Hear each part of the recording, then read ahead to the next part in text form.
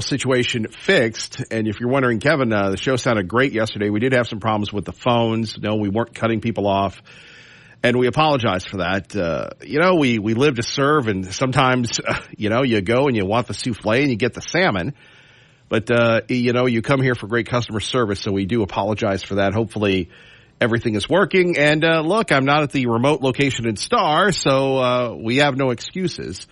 We're just here to provide you great quality content and, of course, take your phone calls at 580-5436, 580-KIDO. We take a first look at the KIDO Talk Radio website, available, repeat after me, everybody, the free and affordable and fun KIDO Talk Radio app. A couple of our 2 trending stories. Here we have it. Idaho vandals continue to climb in national polls. If you're a vandal, most of you that have been in the state for many, many years, you were a vandal. You love the Vandals. So their football team is doing well, climbing up the charts. We take a look at that, and we love the people that do the most with the least. And yesterday, the story that we talked about, not as much as we should have, but Idahoans, their reaction, Idaho reaction to emotional presidential debate. We'll continue to take your calls on that, 580-5436.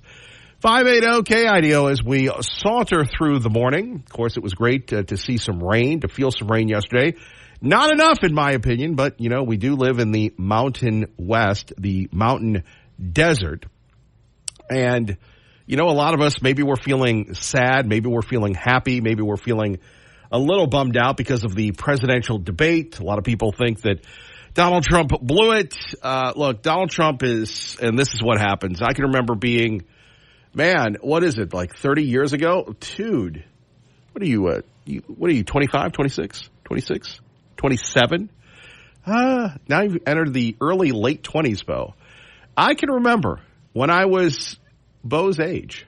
Bo, of course, our executive producer. What's that, Sweet William? Well, you're our producer. You just produce, so get producing.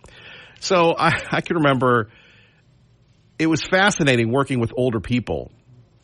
And they always had this statement where they would go, well, I'm a 76-year-old man. I can do what I want. I'm a 40-year-old man. I can do what I want. And you're like in your 20s going, well, what does that mean? And that was before the Clint Eastwood Get Off My Lawn and Gran Torino. It was before any of those other things. But what people meant is you get to a certain place where you just give your opinion and you don't care if you're politically correct or not.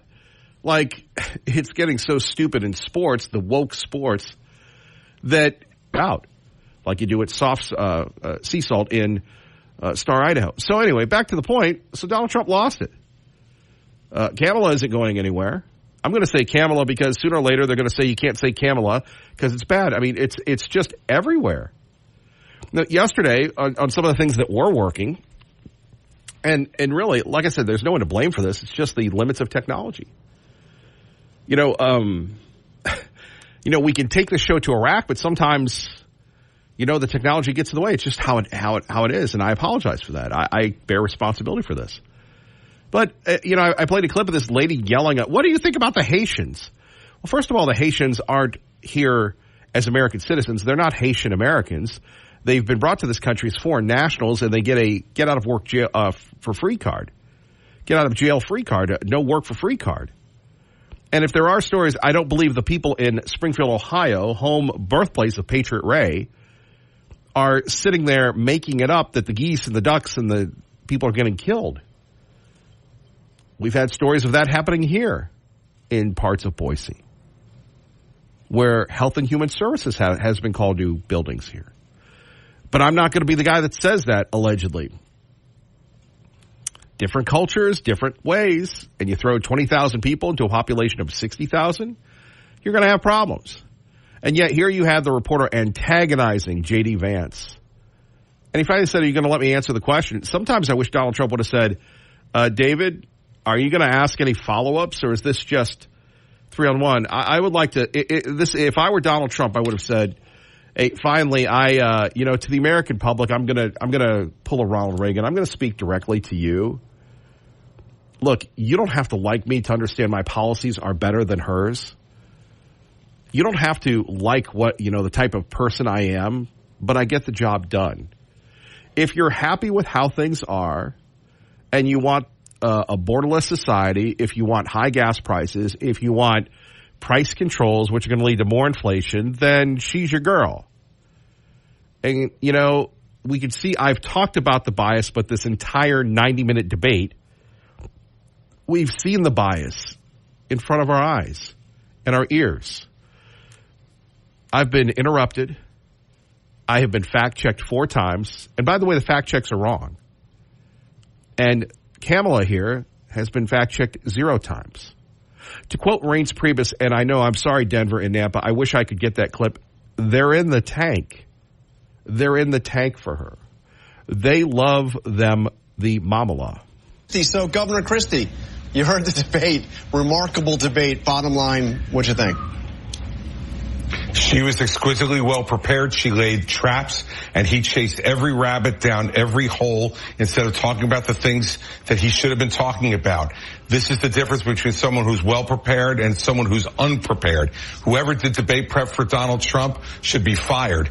He was not good tonight at all. And what Harris did was what she had to do, which was to prove that she belonged on that stage. She has a voice that wants to try to unite the country. And Donald Trump spent more time talking about people eating pets, people at his rallies, and whether he had more or less than he did about the economy. And that is a huge fail tonight. I think what we're going to see is that Kamala Harris is now being seen by a lot of voters as a potential president. That's what she needed to accomplish tonight. Trump better get to work or he's going to lose this election. Characteristically blunt assessment from Governor Chris Christie. Thank you, Governor. Yes, Chris Christie, the Donald Trump hater. Chris Christie, who, by the way, unlike a lot of people, hasn't sold out to the Ozempic. I got to give it to Chris Christie. Chris Christie had the stomach surgery. Chris Christie said to himself, hey, man, I want to sit there and, I'm going to try and get thin to run for president. Didn't work out, so he went back to being a fat guy. And there's nothing wrong with being a fat guy. As a fat guy, I can tell you, we don't have a lot of us. Quite frankly, I see a lot of people on television. I see a lot of people on TV. By the way, I think, Bo, this is going to be a good clip for us here. Again, and we'll roll it from here. Look, I'm tired of people getting on the Ozempic. I'm tired of people selling out. There's nothing wrong with being a rotund fat person. If you're a fat person, this is all about being fat acceptance. You know, I can't believe all the people that used to be portly, which is more relatable, more real, that are sitting there now with the Ozempic face. And look, it's all about health. We all make choices, but quite frankly, I like to see that people are portly because I can relate to that, being a pugnacious, portly little guy. I think that's about 20 seconds there. There, thank you, Bo. Bo's like, dude, I don't have to cut up your mumblings. But quite seriously, here you have Chris Christie, who's a hater. Chris Christie, who's, hey, he should be fired. He should be this. Chris Christie has figured something out, that if you rip Donald Trump and you're a Republican, you're going to get on national TV. They love traitors. They love people that are traitors to the cause, just like the Cheneys, just like the Romneys, just like a lot of people. And you have to make a determination. And I've had to do that here locally, where you've had people that have worked against me that are Republicans. You've had people that, they believe in legalizing marijuana. They don't like us because we're drug-free. They don't like us because we support law enforcement. They don't like me because I don't sit there and kiss their ring. And I go to the ballot box and I have to figure out if I'm going to vote for them. And I don't sit there and go, say publicly that I'm not going to vote for somebody who may be, my senator or my representative or any of that nature. What I am saying, though, at 580-5436, 580-KIDO is, hey, man, here's the deal. The Cheneys going public, they're just mad because their coup didn't work. The Cheneys and the Romneys and everybody else, is there a bigger hypocrite? And I know he's very popular in parts of the state, but with all due respect, I liked Mitt Romney back when he was running against Ted Kennedy in Massachusetts. I was in New Hampshire. But, is there a bigger hypocrite than Mitt Romney? I hate Donald Trump. Donald Trump is bad. Donald Trump is this. Donald Trump is that. And then he wants to be the Secretary of State under Donald Trump? That doesn't make sense. By the way, we have this clip from the Springfield City County Commission. Remember, we had everybody saying that the Haitians are great. The Haitians are not killing the cats, are not killing the geese. That's why they call us deplorables. They don't like us. But now, J.D. Vance, Donald Trump, the truth is coming out, sadly. Here is a young woman who lost her mother-in-law. And yet, everything is well in Springfield, Ohio. By the way, 580-5436, 580-KIDO. We'd love to hear from you, your continued reaction to the debate the other night. Everyone is talking about the death of ducks and cats in this town, but I'd like to talk about the death of one very special person, my mother-in-law, Kathy Heaton. On December 1st, I received a phone call that changed my life forever. She was collecting her trash can from her driveway when a car struck and killed her instantly. A task she had done over 2,000 times, spanning 4 decades in Springfield. That morning, though, a Haitian immigrant was allegedly driving recklessly when he struck and killed her. I say allegedly because to this day, there's been no punishment, not even for the expired tags on the vehicle he was driving. Months before she was killed, I began noticing the reckless driving and complete disregard for our driving laws by some members of the Haitian community. It made me angry. But now my anger has turned to fear for the safety of my family and the citizens of Springfield. I'd been to Haiti 14 years ago. My husband and I went, and it was my first time in a third world country. I sobbed when I saw the poverty living there, and I have great empathy and compassion for them, longing for a safe place to call home. But 14 years later, I'm living in fear in my own city. It's not safe. I am paralyzed with anxiety when I'm getting my children out of the car in any parking lot, walking on any sidewalk, and driving on any road in this town. I'm haunted by the faces I saw when I had to bear the news to my children and husband that she was dead. Their grandmother, the very person who tucked my 7-year-old twins into bed just 6 hours before on her 71st birthday, was never coming back. What everyone has feared is my reality, and it's my grief, and it should be yours as well.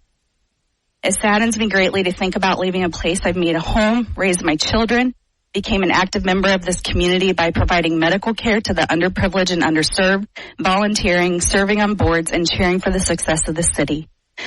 But just as the Haitians were seeking a safe place to call home, I now have found myself in that same situation, wanting to abandon this city and all my efforts above in search for a safe place to raise my family. We need to change the laws for immigrants wanting to obtain a driver's license in Ohio. There we have it. Ohio. Springfield, Ohio. You imagine that, losing your mother-in-law? Imagine that, a 71-year-old, prime of her life, a grandmother.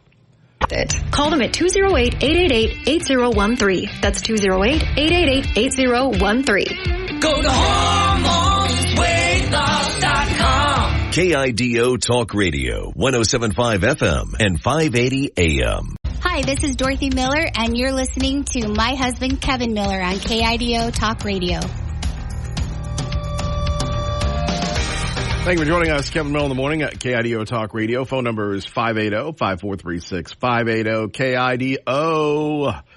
So we have the big debate reaction if you're a sports fan. And, you know, again, it's an off week for Boise State. The Vandals play some team called Albany that I think beat them last year in the playoffs. That apparently now the big business of college football, which really it's not even football anymore. It's just money, money, money, money, money. Well, Kevin, it was always money before that. Yeah, no, I understand that it was always money before that. Always big money before that.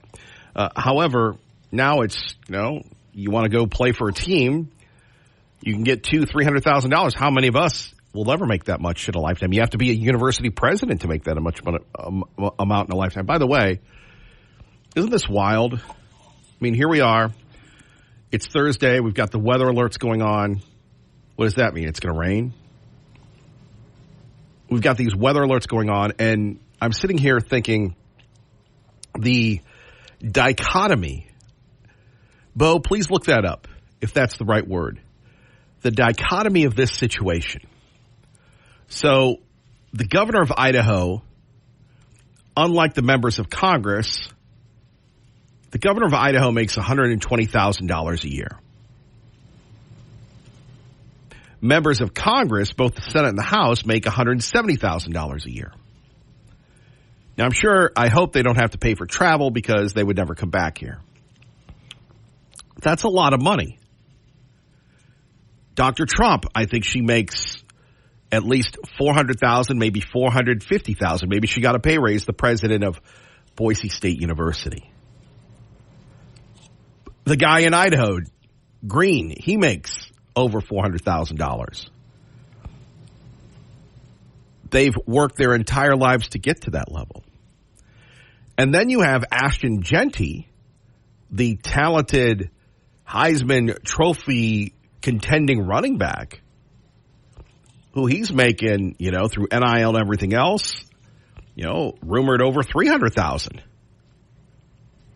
And you're thinking, again, Mr. Genty, who everybody loves, hardworking kid. Remember, people worried about him leaving, not because he didn't like Boise State, but it was all about the paycheck. And quite frankly, if you're going to play that physical game and you have an opportunity to make money, so be it. But, his educational level, now maybe he'll go on to be a doctor, a lawyer. Maybe he doesn't have to. He'll be an entrepreneur or what have you. He'll be a great guy. Already is.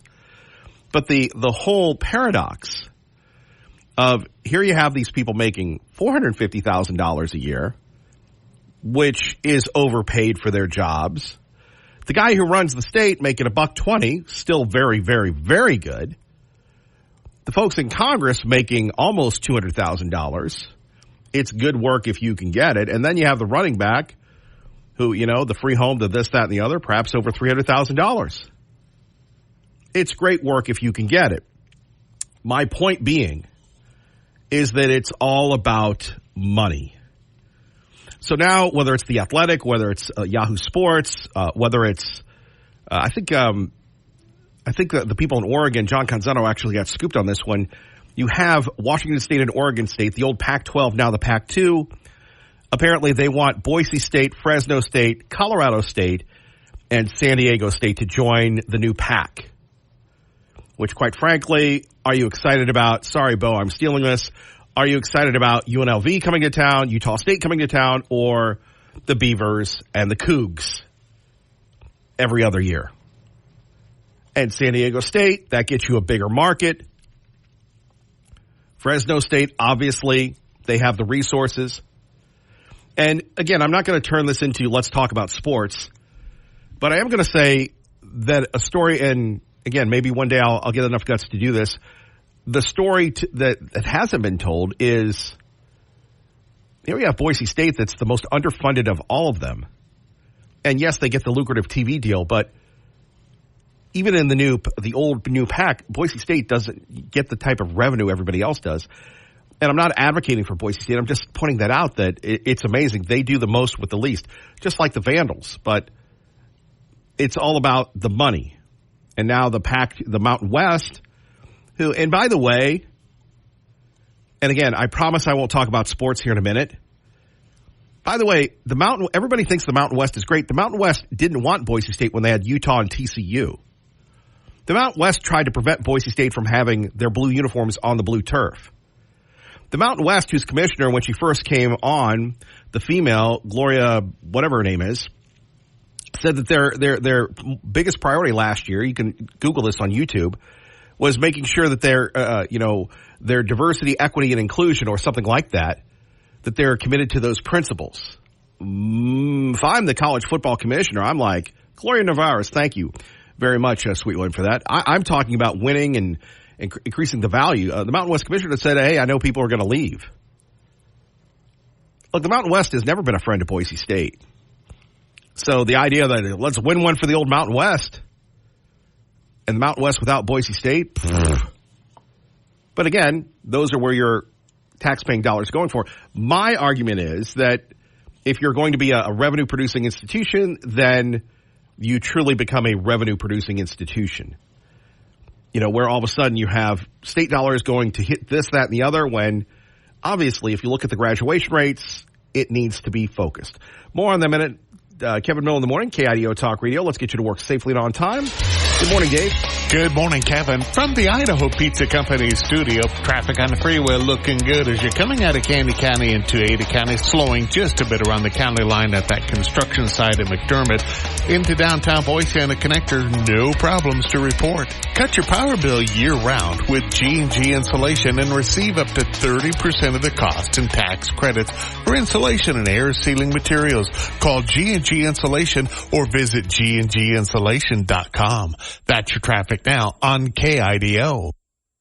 Thank you, Dave. Kevin Mill in the morning at KIDO Talk Radio. Feel if Trump doesn't win, Diane? Petrified. Petrified? Petrified. Of what may be happening? All the illegals coming through. They're going to make it up here to Michigan. What is going on at the border scares me to death. I just hold my breath every day hoping that somebody that I love doesn't get hurt. Really? You think about it that much? Yes. Major Garrett of Liberal CBS News. Let's hear from you next. Don't forget our friends at Beacon Plumbing. They say, stop freaking. Call Beacon. BeaconPlumbing.net. That's BeaconPlumbing.net. They bring you Fox. Does anybody know, though, I did a Google search because in the old days you'd look at the paper or what have you. And I didn't see anything, the story update. I think court resumed yesterday. And really why this story is important. And, this might be the end of talk radio. Well, what do you mean by that, Kevin Miller? Well, you ever see the movie Major League? Yeah, so the team wins and all of a sudden they start taking away the play and the hot tub and everything else. And not to read too much into this, but maybe it's Joe Biden. Maybe it's Kamala said, I saw this file on this kid. Well, he's not a kid anymore, this old man. Do I dare identify racially? Okay, this show is for entertainment purposes only. I saw some blipping going on in the Mountain West. I saw some blipping going on in this place called Idaho. And it's a ton of podcasts, a ton of online streaming being consumed from this one program. And the Google alert says that's the guy that Obama got 15 years ago. What? He's starting to rebuild the coalition. He's starting to rebuild. Well, we need to zap him. Now, I'm not saying this is true, but it does make you wonder. It does make you wonder when you're thinking about conspiracy theories. And my point being, and I was going to say this is why I got into talk radio, but today talk radio is like sports radio. It's just happy talk. But there are issues, and maybe it doesn't work here. But you have to die on your shield, if you will. And this story about Big City Coffee, and again, they were very busy. We tried to get there. We didn't. Maybe it was the incompetency on my part, the lack of follow-through on my part. And then, we have that old saying, you don't appreciate what you have till it's gone. Big City Coffee goes into Boise State, if you don't know the story. They proudly support law enforcement, and the woke students have an issue with it. And depending on who you believe at the court, now I believe Big City Coffee, and you have the statements there that Big City Coffee had a point, that the students made it so uncomfortable for the administration that the administration decided to sever ties with Big City Coffee. Big City Coffee lost $100,000-200,000, maybe more. They went back to their location in Boise. They had two. Unfortunately, because of the legal cost, unfortunately, because of the loss of revenue, Big City Coffee had to close their shop. And now, Big City Coffee around 5 years, 24 years, was it? 24 years, Big City Coffee around. And now they're gone. So they've got a $10 million suit against Boise State. By the way, if they win, Boise State will appeal. And you think to yourself, Dr. Trump just wants to go to Starbucks, go to the games, and be a proponent for the university. And Dr. Trump, she's welcome to come on this program anytime. Look, this is a show where I love the phone calls. I love you. Apparently, we don't need calls. We don't need guests. We just have you and me. So we roll. Today, we roll. And so Dr. Trump, she just wants to get along. So they think that, and again, this is my opinion, that Big City Coffee is going to go away. Boise State has a lot of big money attorneys, and you have David versus Goliath. Boise State should have made this all go away and cut the lady at Big City Coffee a check. Because there is an undercurrent, a strong undercurrent of wokeism. Now, nobody wants to say that. There's a great story about Boise State. The football team is great. But as you know, if you've been here, if you haven't, do the history. The old guy, Dr. Custra, who's still around, Didn't want the guns on campus. Didn't want people protecting themselves. Very polarizing. Used to be a Republican. Wrote an editorial when Rush Limbaugh died. Look, Dr. Custer, you and I are cut from the same cloth. You're a radio guy. So am I. The difference is I made my living doing radio. You took the route of the easy route. You became an academic. Good for you. But the bottom line here at I keep wanting to say the number. Sorry.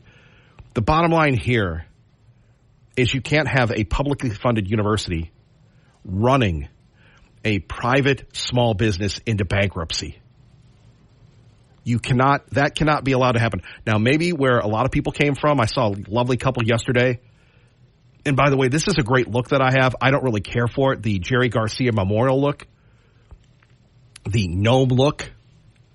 I don't know why people like myself voluntarily choose to look like a gnome, but regardless, or a seventh dwarf or whatever you want to call me. But I'm at the Star Albertsons, by the way. Hello, Diana. I'm sitting there and the guy goes, Miller! I go, what up, G? And he's from California. Now, in California, if they want to run out conservative, God-fearing law enforcement supporting businesses, that's great. Y'all have a good time. But that shouldn't be allowed in Idaho. On one hand, we're supposed to support our public universities with our tax dollars. I know I support Boise Public Radio that competes against me. Boise, Idaho Public Television that competes against me. I mean, they have sponsors. Why do they, if I'm supporting them, why do they need sponsors? So they can support the liberals like the liberals do? I mean, so they can have the caviar? So they can play in their freaking garden, smoke their pot, drink their fancy wine, and eat their caviar like the liberals do. Yeah, like the liberals do? Are you kidding me? Come on, man. At 580-5436, 580-KIDO. This is just crazy. The big city coffee is out. And you'll have people going, well, we're just going to move on. We're not moving on. I hope the big city coffee wins. You can't allow the wokes to run us. Kevin Miller. We're going to try to reschedule that for tomorrow. Our friend Jim Byrne. And you're going to go, Kevin Miller, who is he? Is that Michael Weston from Byrne Notice? No. Jim Byrne is the coolest dude ever. He is the former state chairman of the Democratic Party of Pennsylvania. He probably knew Josh Shapiro, the governor there, when Josh Shapiro wasn't Josh Shapiro. He just wasn't. I just knew him. And Jim always talked to me, and he's a Democrat, an old school Democrat, but he is such a friend and a fellow Batman fan as well. So hopefully we can get Jim in. And again, we're having issues with the phones. So, and it's funny. Sweet William and I were just talking about this off the air.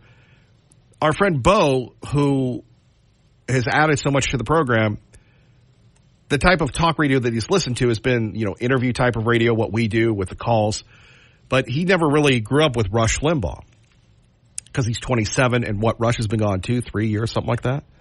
Yeah, you're just, you're shrugging your shoulders. Yes, thank you, Bo. So, and a lot of people have never really listened to that style of program anymore. And like I said, 30 years ago, February, I started doing a talk show in Nashua, New Hampshire. And I remember, like a lot of people, now Patriot Ray and Tea Party Bob and a few others, maybe Liberal Steve, when they get going, like Patriot Ray, he could do a talk show for 5 hours a day. He's that gifted. Dave Petzo is that gifted. But for most of us, when we get behind the mic, a couple of things happen. You get a little sweaty, you get a little uncomfortable. And I can remember my first show where I go, let's go to the calls. Chirp, chirp, chirp, no calls. And I go, well, let's go to the calls. And I was great for the first 10 minutes. And I started doing an hour a day, and then it was 2 hours, and then it was 3 hours, and I didn't get paid for it. And I'm sitting there going, man, this is tough. The Rush Limbaugh style. That's why there's only one Rush. Rush could make these things happen. Rush was the best ever at doing these things. Rush was the man. And the reason why it made him so good is even before we had sound, Rush just could captivate people by reading an article. So today, like yesterday, the phones were going, now they're gone. We're going to go back to the Rush style.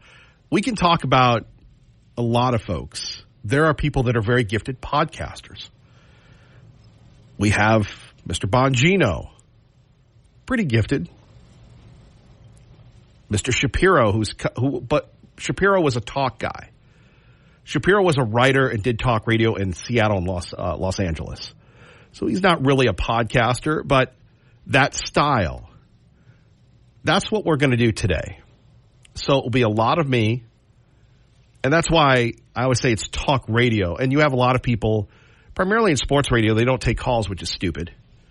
But that's why we're live, so we can take calls. So hopefully we'll get that fixed. If not, and again, by the way, I was talking last hour that it might be Kamala. It could be the city of Boise. Kevin, that's a scurrilous charge to make. It is Pride Week. And, we talk about the gays and the gays talk about us. And whether you're with the gays or not, we want an open dialogue. But many people said, look, I don't like pro-life on this program. Maybe they zapped me because of him. So we're not going to get pro talking about the gay police and the pride and everything else. My point is, I wish that the city of Boise and the city of San Francisco and the city of Los Angeles cared as much about the United States of America as they do about celebrating pride. That's all. Give equal time to the United States of America. Wouldn't that be nice? Wouldn't that be something? But my point being that this style, so it's just going to be a lot of me. And then I'm thinking back to the city of Boise. Was it last week or was it 2 weeks ago, the Balloon Classic? Was that 2 weeks ago? Bo, just nod. It doesn't matter if I'm right or not. Just nod. Thank you. Bo's like, the signal's going. Kevin Miller, he's literally got his hands up, like the little boy where the water's coming through the dam. I understand, Bo. We appreciate that. Sweet William, get over there and help him. What's that? You're on Tinder? Get off Tinder, Sweet William. But here we have this issue where a couple weeks ago, the power goes out in Boise. And I know a lot of people are saying, hey, Kevin Miller, these things happen. The power going out in Boise and now the internet going out. I know a lot of people in this neighborhood, the internet's going out. Maybe I'm to blame for that. I'm sorry. Maybe we need to go back to analog phones. Could we get the rotary dial? Do we have any rotary dial things? It starts to work with your head here. Now people are lighting me up on Facebook because they can't get in. However, think about this for a moment. This is an opportunity to really get some good content going.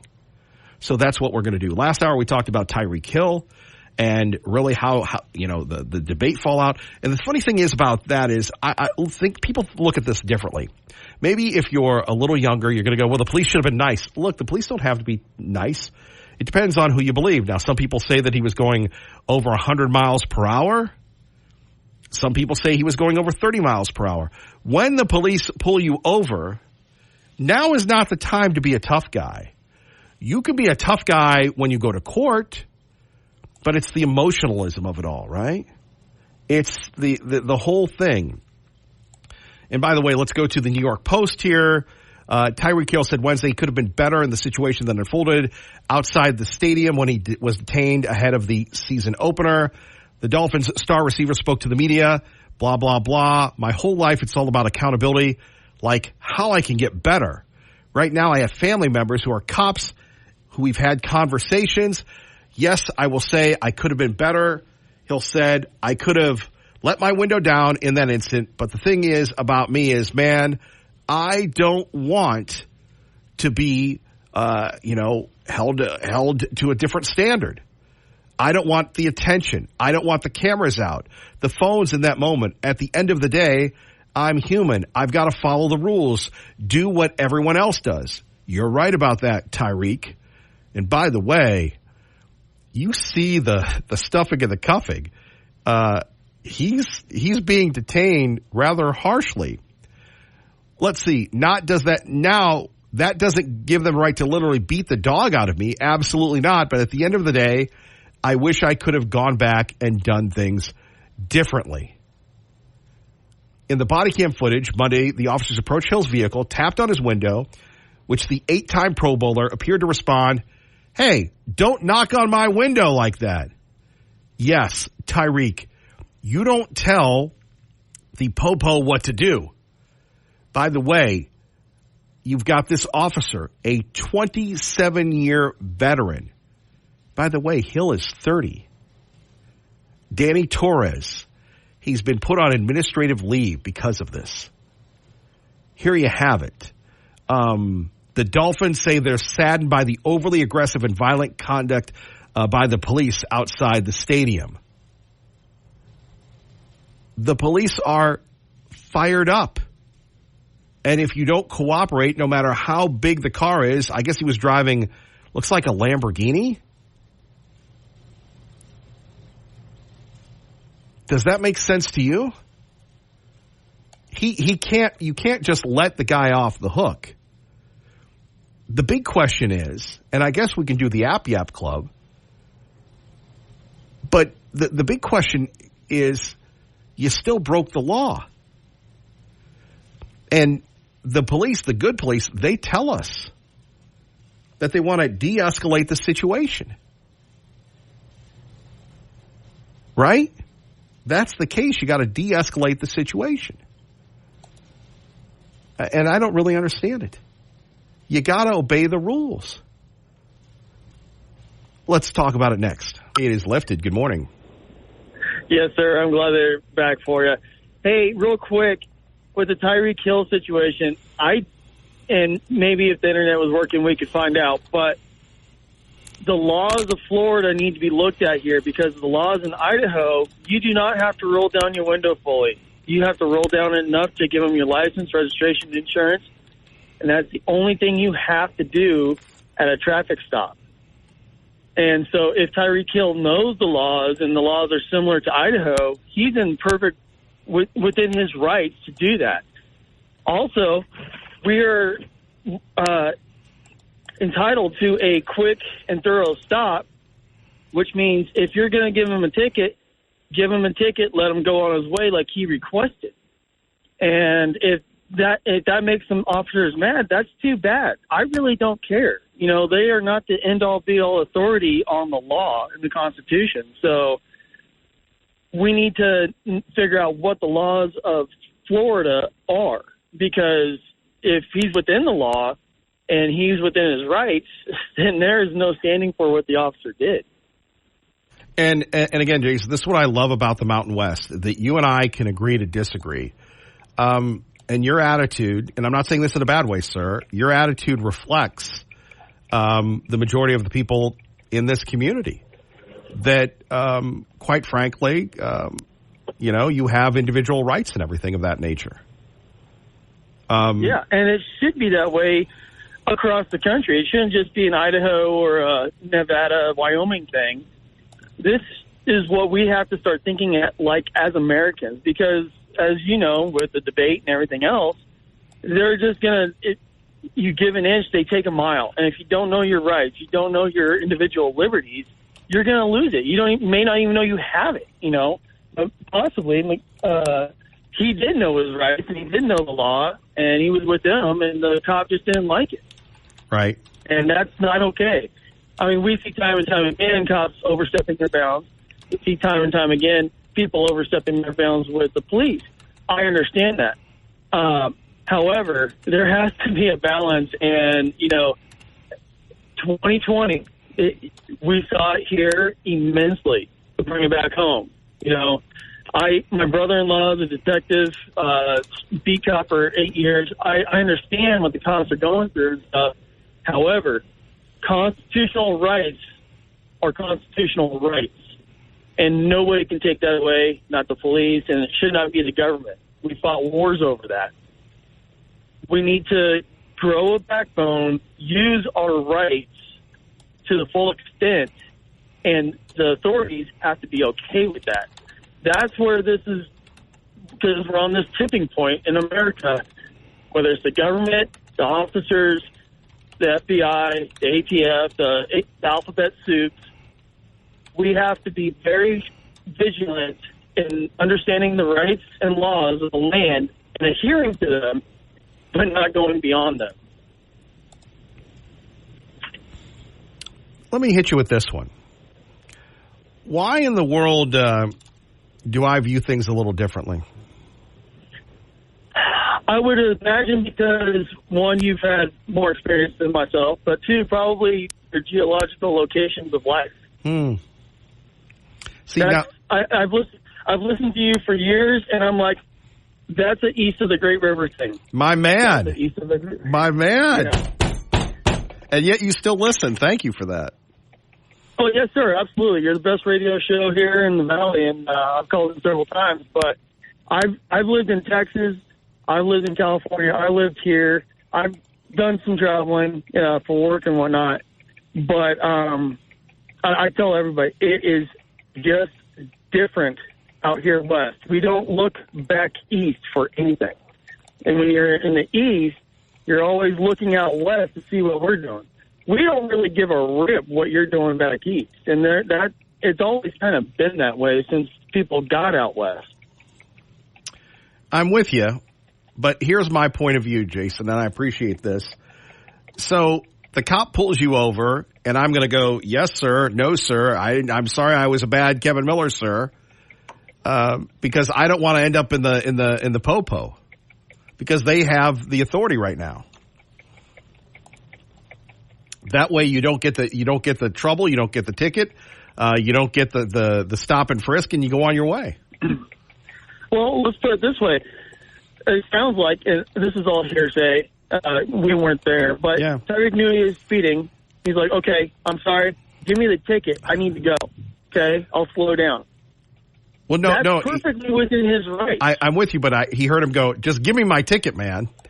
Now, yeah, but you can't really say that to a police officer. Why not?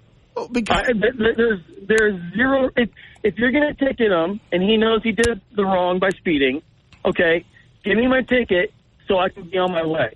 I admit guilt of whatever. I'll pay the ticket. He's in that financial situation. He can't.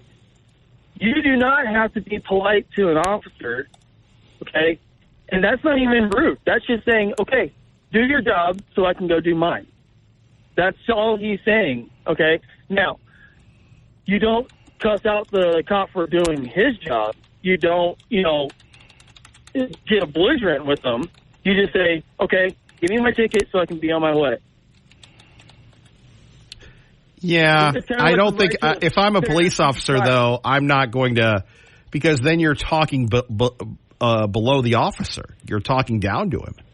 I know you're going to go, who cares? But I don't know, man. Maybe to a point. I mean, you be respectful to anybody you're speaking to unless they don't deserve it. That's a different story. What I'm saying is you don't have to. That is your First Amendment right, okay? So, again, within his rights to speak the way he wants to. Now, I'm saying don't be belligerent, don't be rude, but at the same time, it's sounding more and more with the more evidence coming out that he was within his rights. Now, if in the state of Florida, the laws are you have to, speak this way, and you have to roll your window completely down, and you have to adhere to everything, which I don't really foresee Florida being like that, then that's different. And he doesn't know the laws, and he should adhere to the laws that are of the land.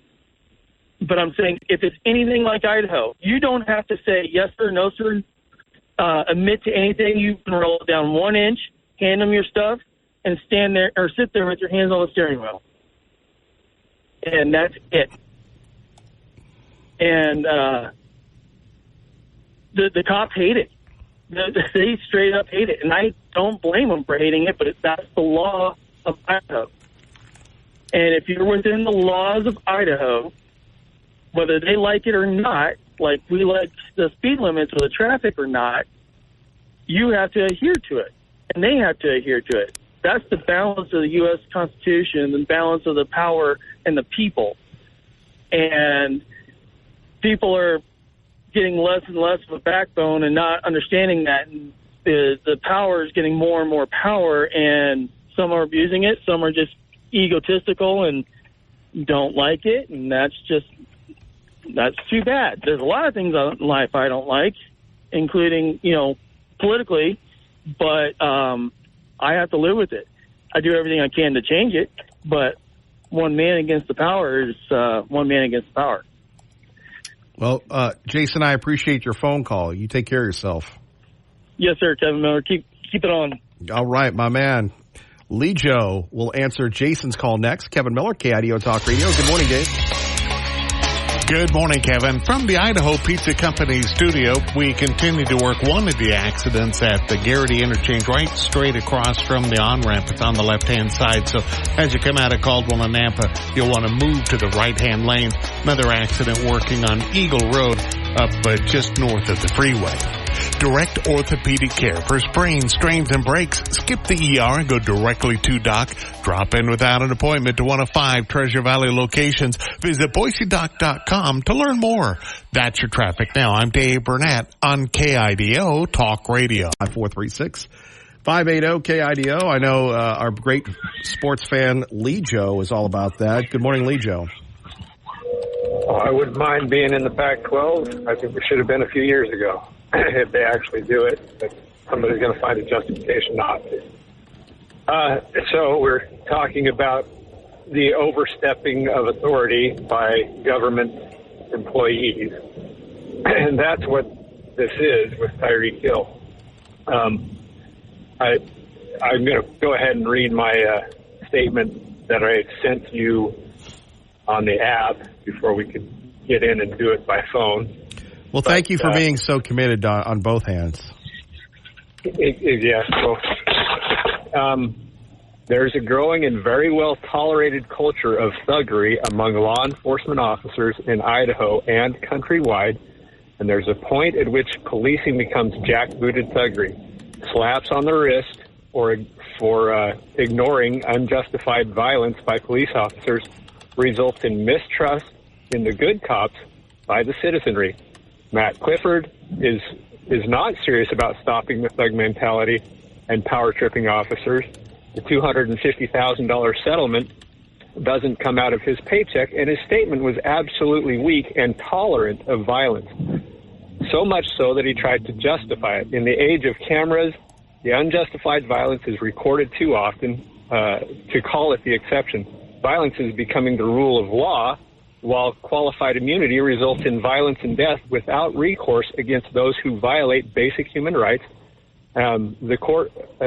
Basic human rights and court precedent or case law. Tyreek Hill was within his rights and knew his rights. And back to Jason's call, it's Supreme Court law that says you only have to crack the window. It's precedent. It's law that has been settled. And cops don't like that people know their rights. They want to take, they want you to roll your window all the way down so that they can do an inspection of your vehicle and find a reason to do a search. Okay?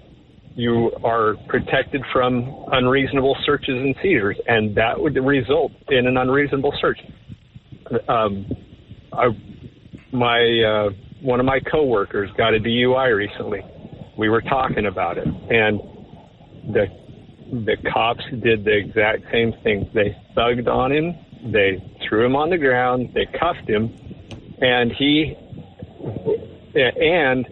the entire case around it was just police officers with bad attitudes, extremely bad attitudes, and it happens regularly. And the good officer who was killed.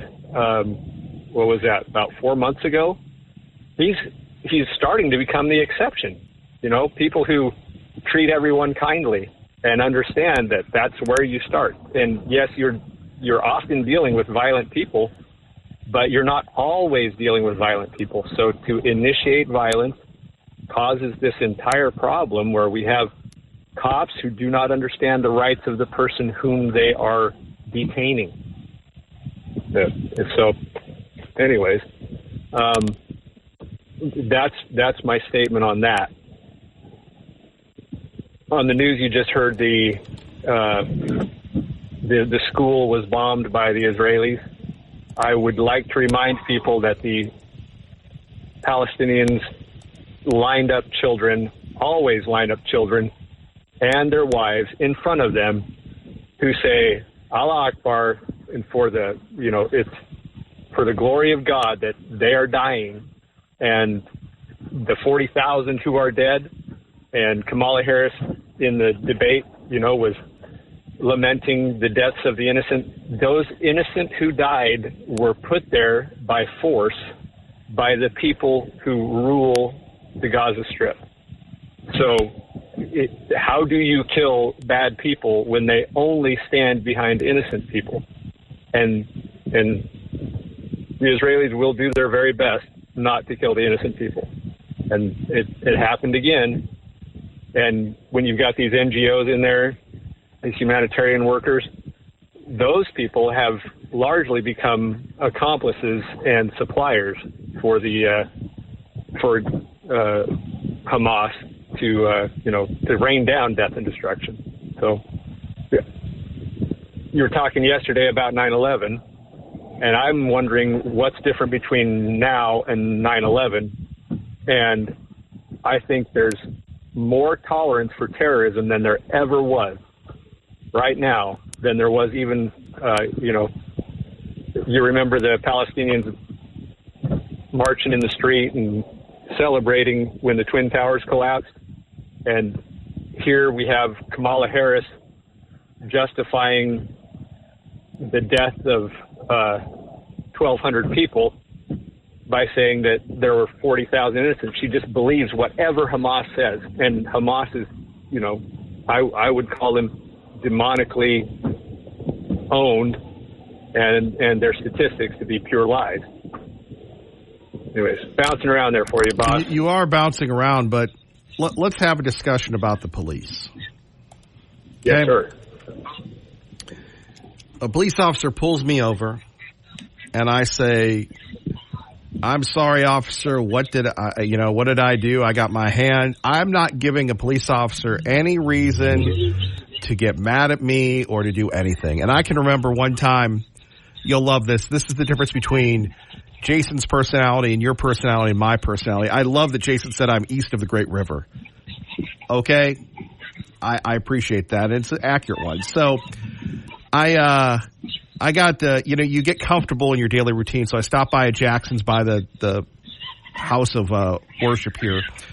And I pull out. I don't come to a complete stop. The police officer pulls me over and goes, "Do you know what you did?" I go, "Yes, officer. I was a complete moron, and I didn't come to a complete stop, and there's no excuse for that."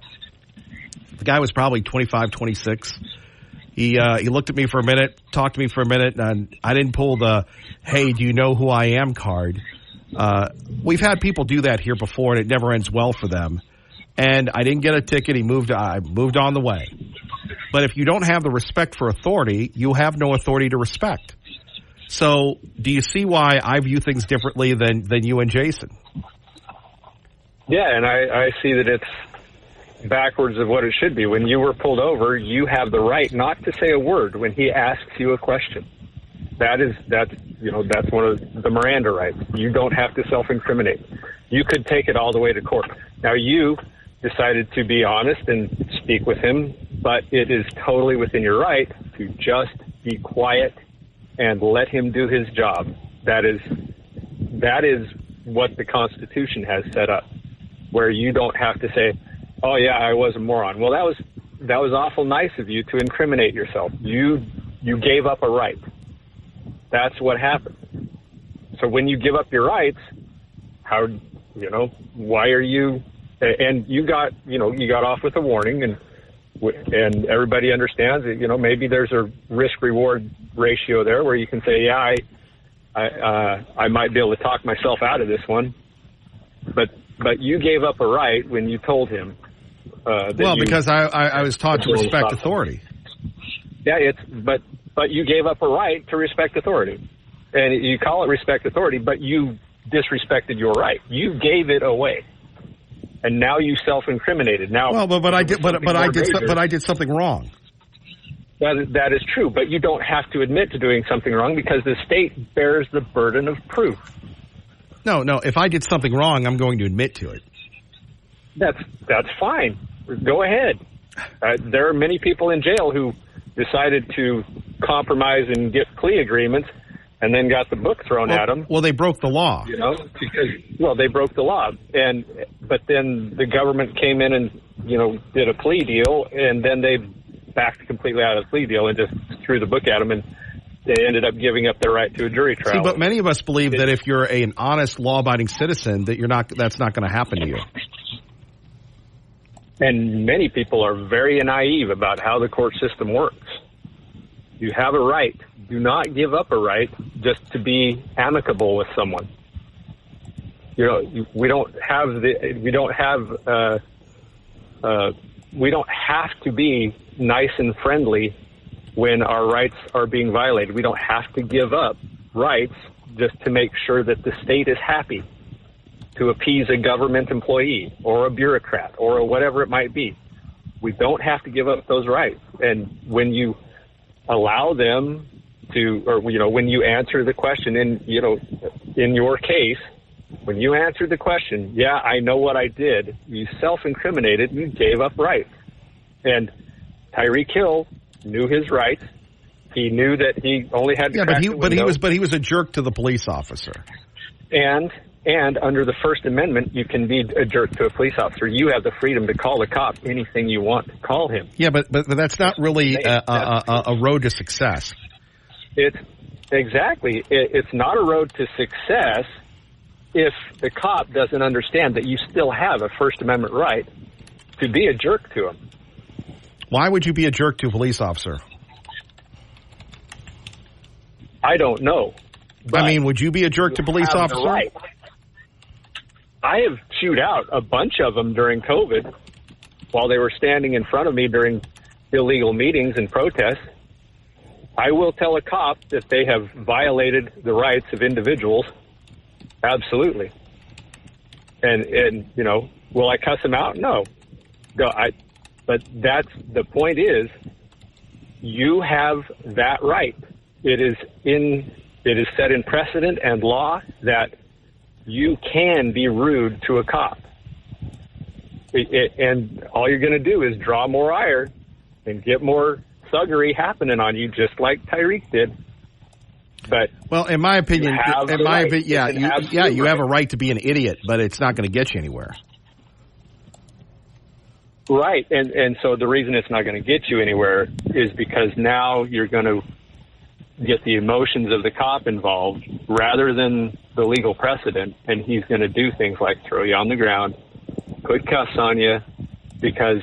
Okay, now to truly break from everybody that listens to this program, why would the cop not throw you on the ground if you're not being compliant? They do it all the time. I'll send you a couple of YouTube channels. It's kind of a normal thing. I believe that if you're not a rabble rouser, then you're fine. Then you're more than willing to give up your rights. It sounds like it's like when Garth got arrested at the courthouse. Okay, he tried to get into courthouse to attend court, and he got thrown on the ground, got handcuffed.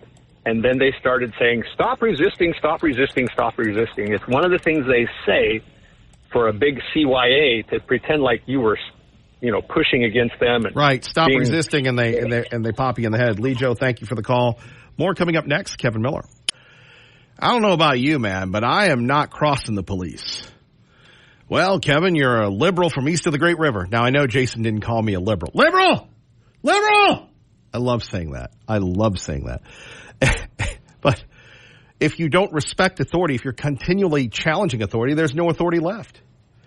Rocky, good morning. You're on KIDO Talk Radio with Kevin Miller. Thank you for the call. Morning, Kevin. I'm a first-time caller, long-time listener. Oh, thank you, sir. Yes. I was a deputy sheriff out here in White County for about 11 years.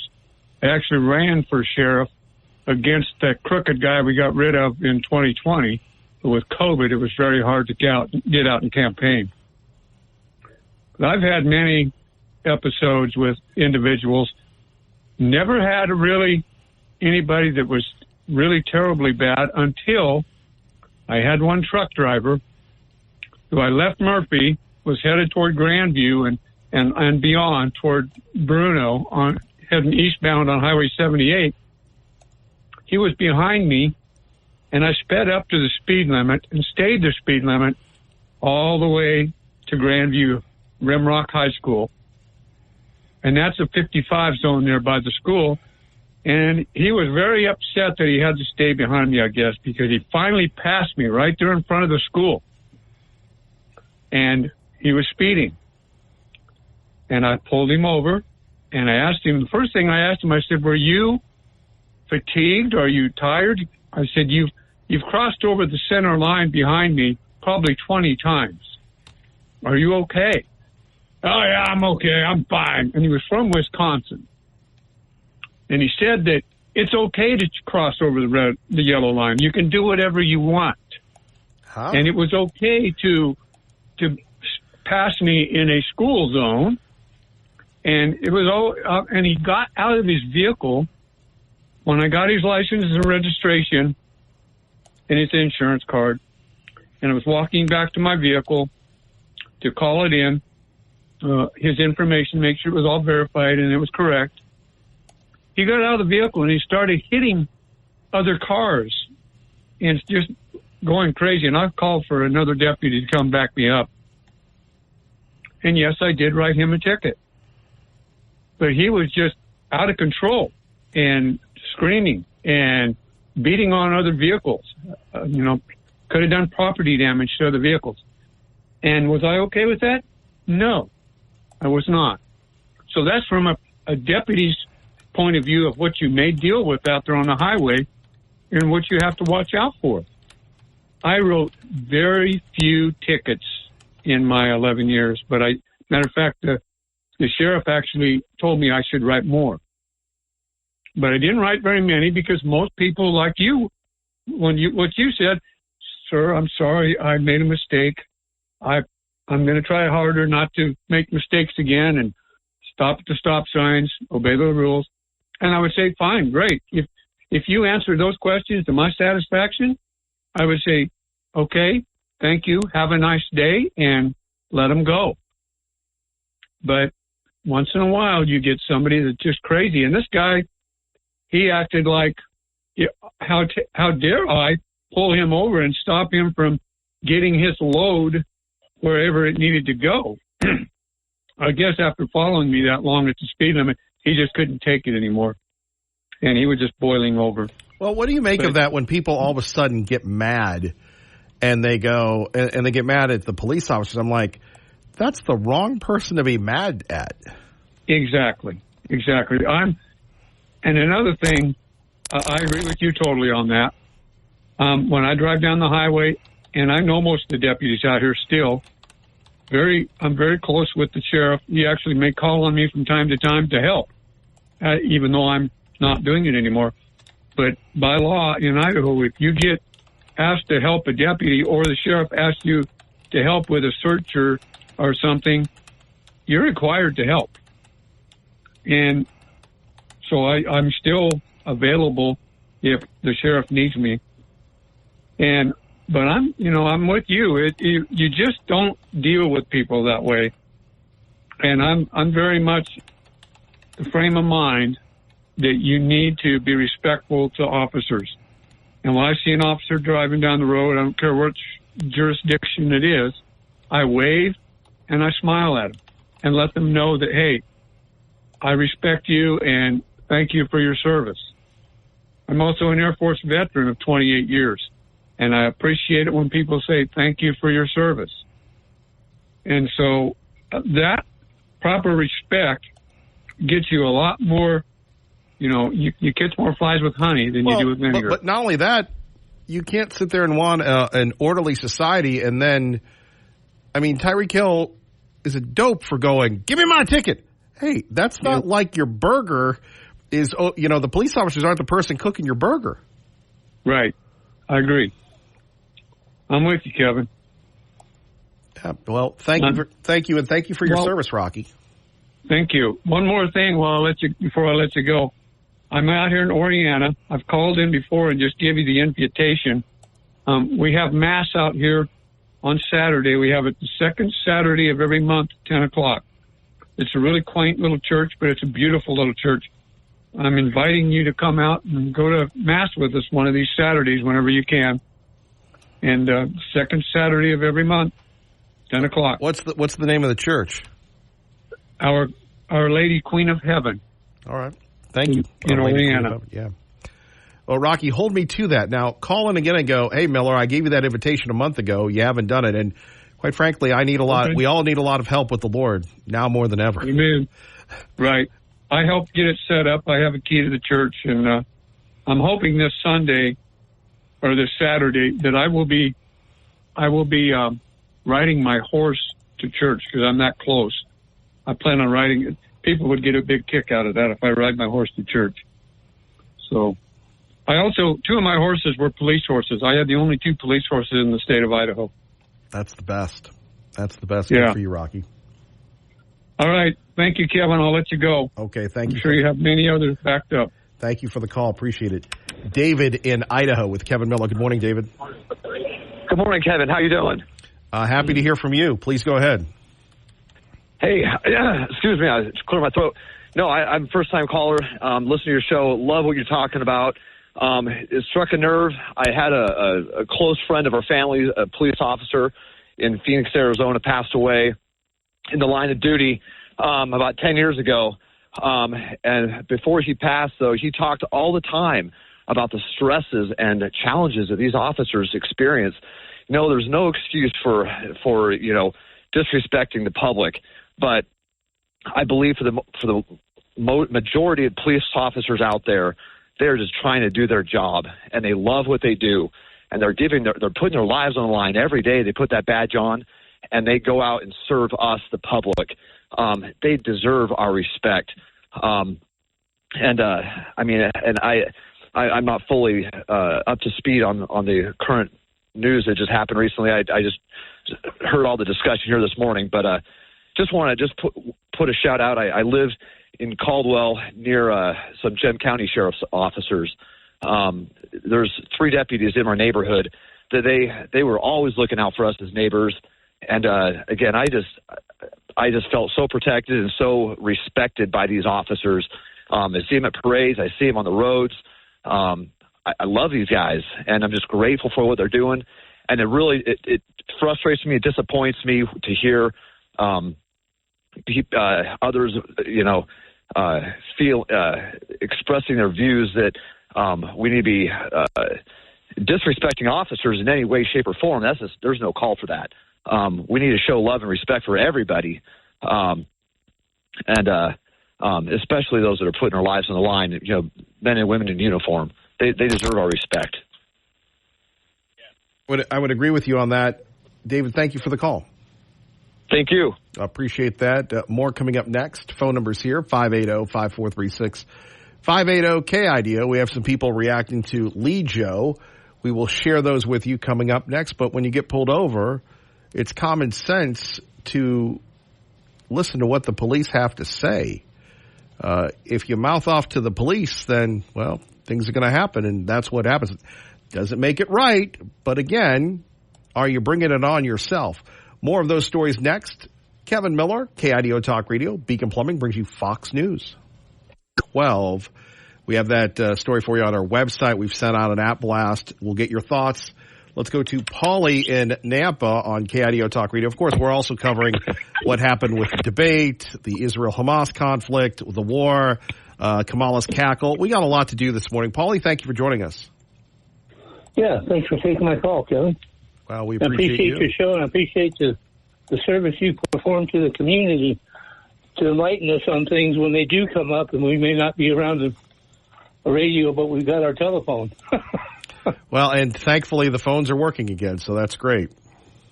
Yeah. Hold on, let me put it to you this way. It's lonely without you. That's professional BS. Well, some people can cut trees, some people are paving, some people work with the cars. I'm a professional BSer. Well, you're good at it, Kevin. You deserve a raise. Can you give yourself a raise like they can in Congress? I'm just want the phones to work, sir. I'm just a simple man with simple needs. Yeah. No, the direction that the talk came on, I was in a meeting, so I had to end that. And then I got to turn on the radio, and I heard them talking about law enforcement and the guy that had 11 years over in the Owyhees, I think he said. But recalled my uncle was in law enforcement for 38 years. He wore the badge and wore the gun. And, the thing about him was, it's kind of ironic. We had a bookstore, and I had a school that allowed you to have a mod schedule. In other words, you could set up your classes the way you wanted to during the day, and then you could have it end. Well, we had the bookstore, so I could walk from the high school where I was going to high school, and in order to get to the bookstore, I had to walk past a bank.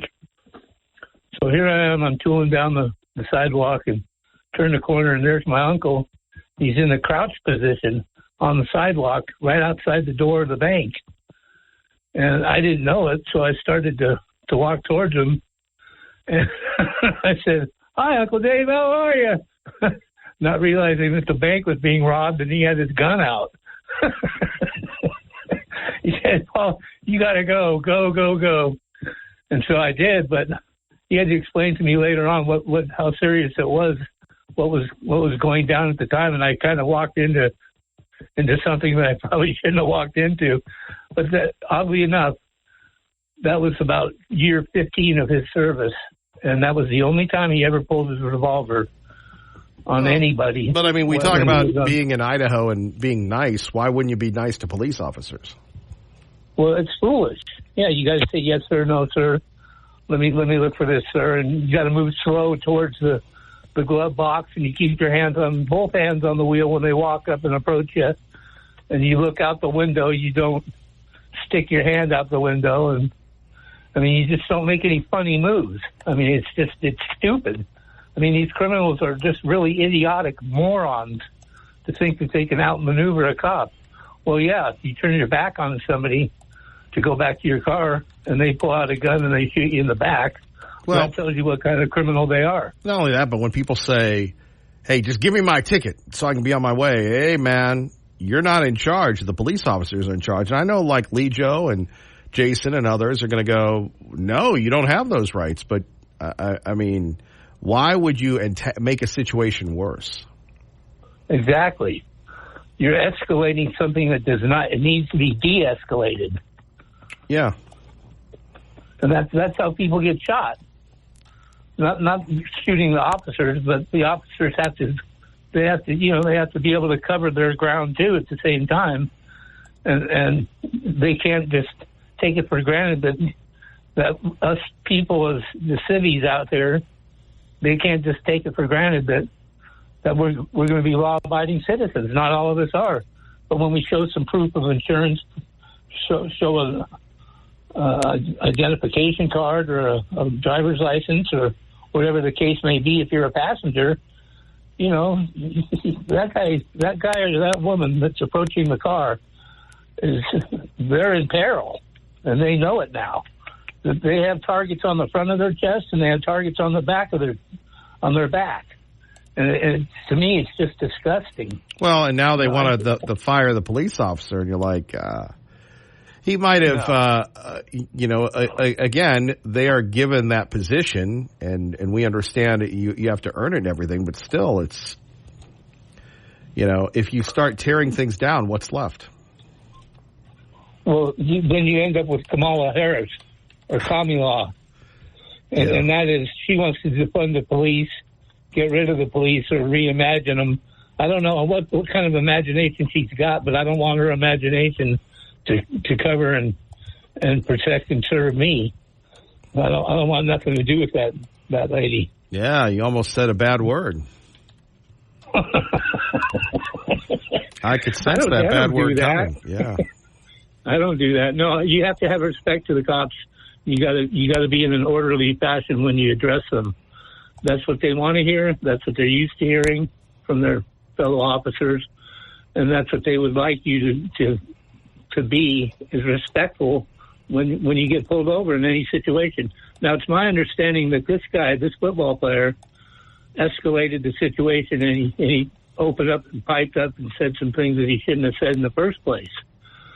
Now, it's incumbent upon the officer not to make any false moves or moves to harm the guy, but if the guy's going to be piping off and provoking him into almost a fight, what are you going to do?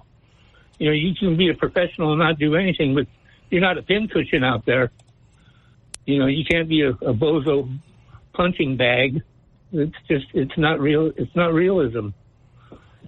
And it's totally unfair the way they've got it set up now, where you can call in and say, I need an officer out at such and such address. And you go out there and suddenly you're ambushed.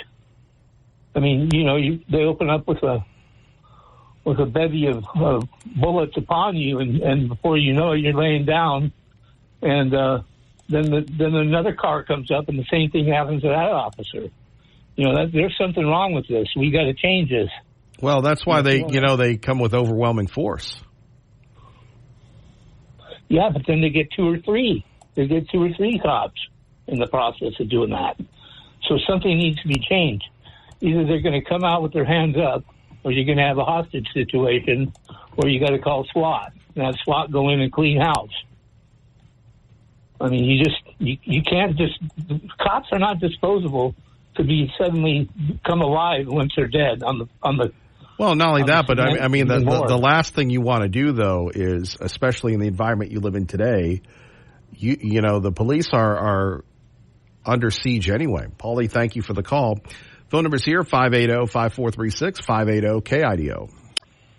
Yeah, just a little bit kind of on what Lee Joe was talking about. There's a book out there called The Red Badge, written by Doug Traubel. You remember him? Oh, I know Doug, and Doug is running for sheriff, yeah. Or he was. Oh, he still is. Is Is he going to run again? Oh, he is going to run again. Yeah. Okay, yeah. That book is pretty interesting.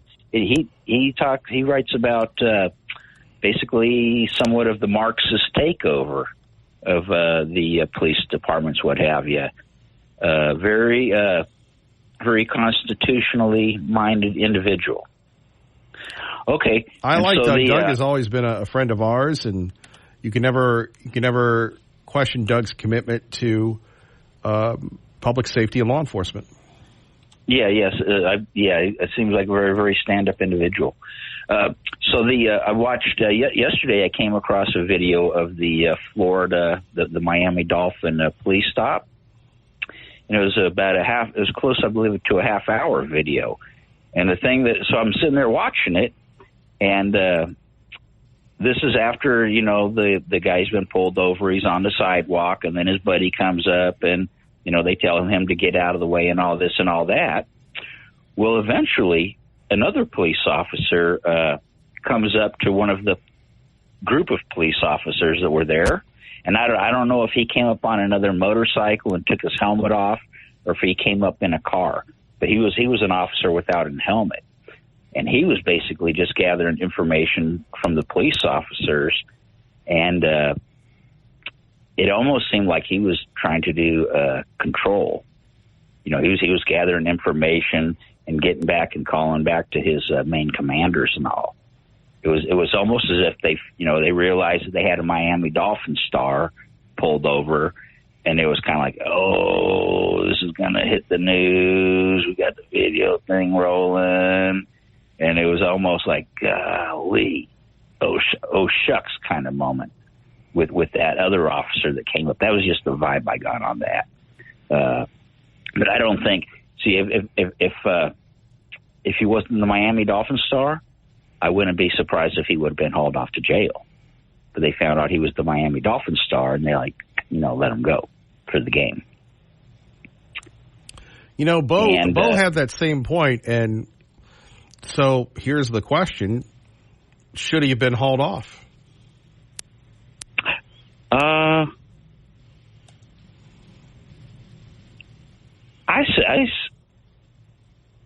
I say yeah.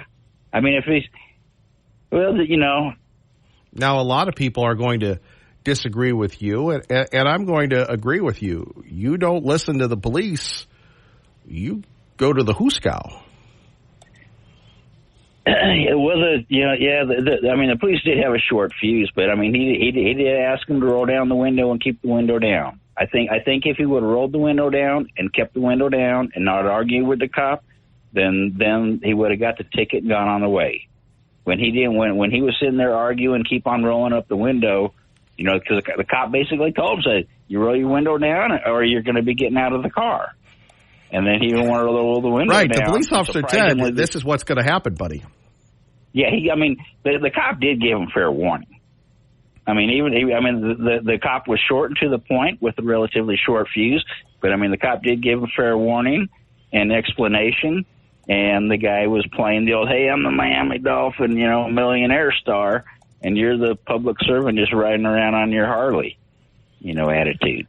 Well, I think the thing is, with any interaction, and maybe it's because as we get older, we understand this. If you treat people like they want to be treated, you're going to go a lot further than, "Hey, jerky." Okay, now on to it's all about the money with the BSU. I say yes, it's all about the money with the BSU, and things changed radically when they fired Gene Blameyer, and then when they got that great big ESPN contract. I mean, once Kellen Moore was gone. And, Coach Peterson saw this, I believe. Once you start losing 2 games, then you're not worthy to go to those great big bowl games. I mean, but Boise was lucky. They did great, but they were lucky. They even got to play Oklahoma in that one game. Oklahoma didn't want to play them. But you start losing 2 games and more, and then no, you shouldn't automatically be on ESPN getting that big money and expecting the big bowl game. Here's the problem. And look, I have a lot of respect for Chris Peterson, but I'll tell you in my opinion, what happened. Chris Peterson did not like, and again, this is my opinion. I don't know. Chris Peterson doesn't know me from Brady Peterson from Peterson Motors. I think Chris Peterson did not like when Dr. Custer fired Gene Blameyer. And he saw that the gig was up here because there were no more resources. It wasn't getting any better. The competition was getting better. And he decided, I'm going to peace out. I'm going to go to Washington where I have every resource imaginable. And it wasn't due to the fans. It was due to you have a ceiling here. So Chris Peterson said, I'm out. I believe that Gene Blameyer really held everything together forever and ever and ever. And when Gene got the boot, then it all started falling apart. Oh yeah, Blameyer was he was one of the big reasons for the whole. It took many years, but he was the reason for the rise of the BSU football team, picking and choosing the right people to come in there. Without a doubt, without a doubt. Now the one who made out like a bandit was Harsin. Going to Auburn and then getting that big old buyout.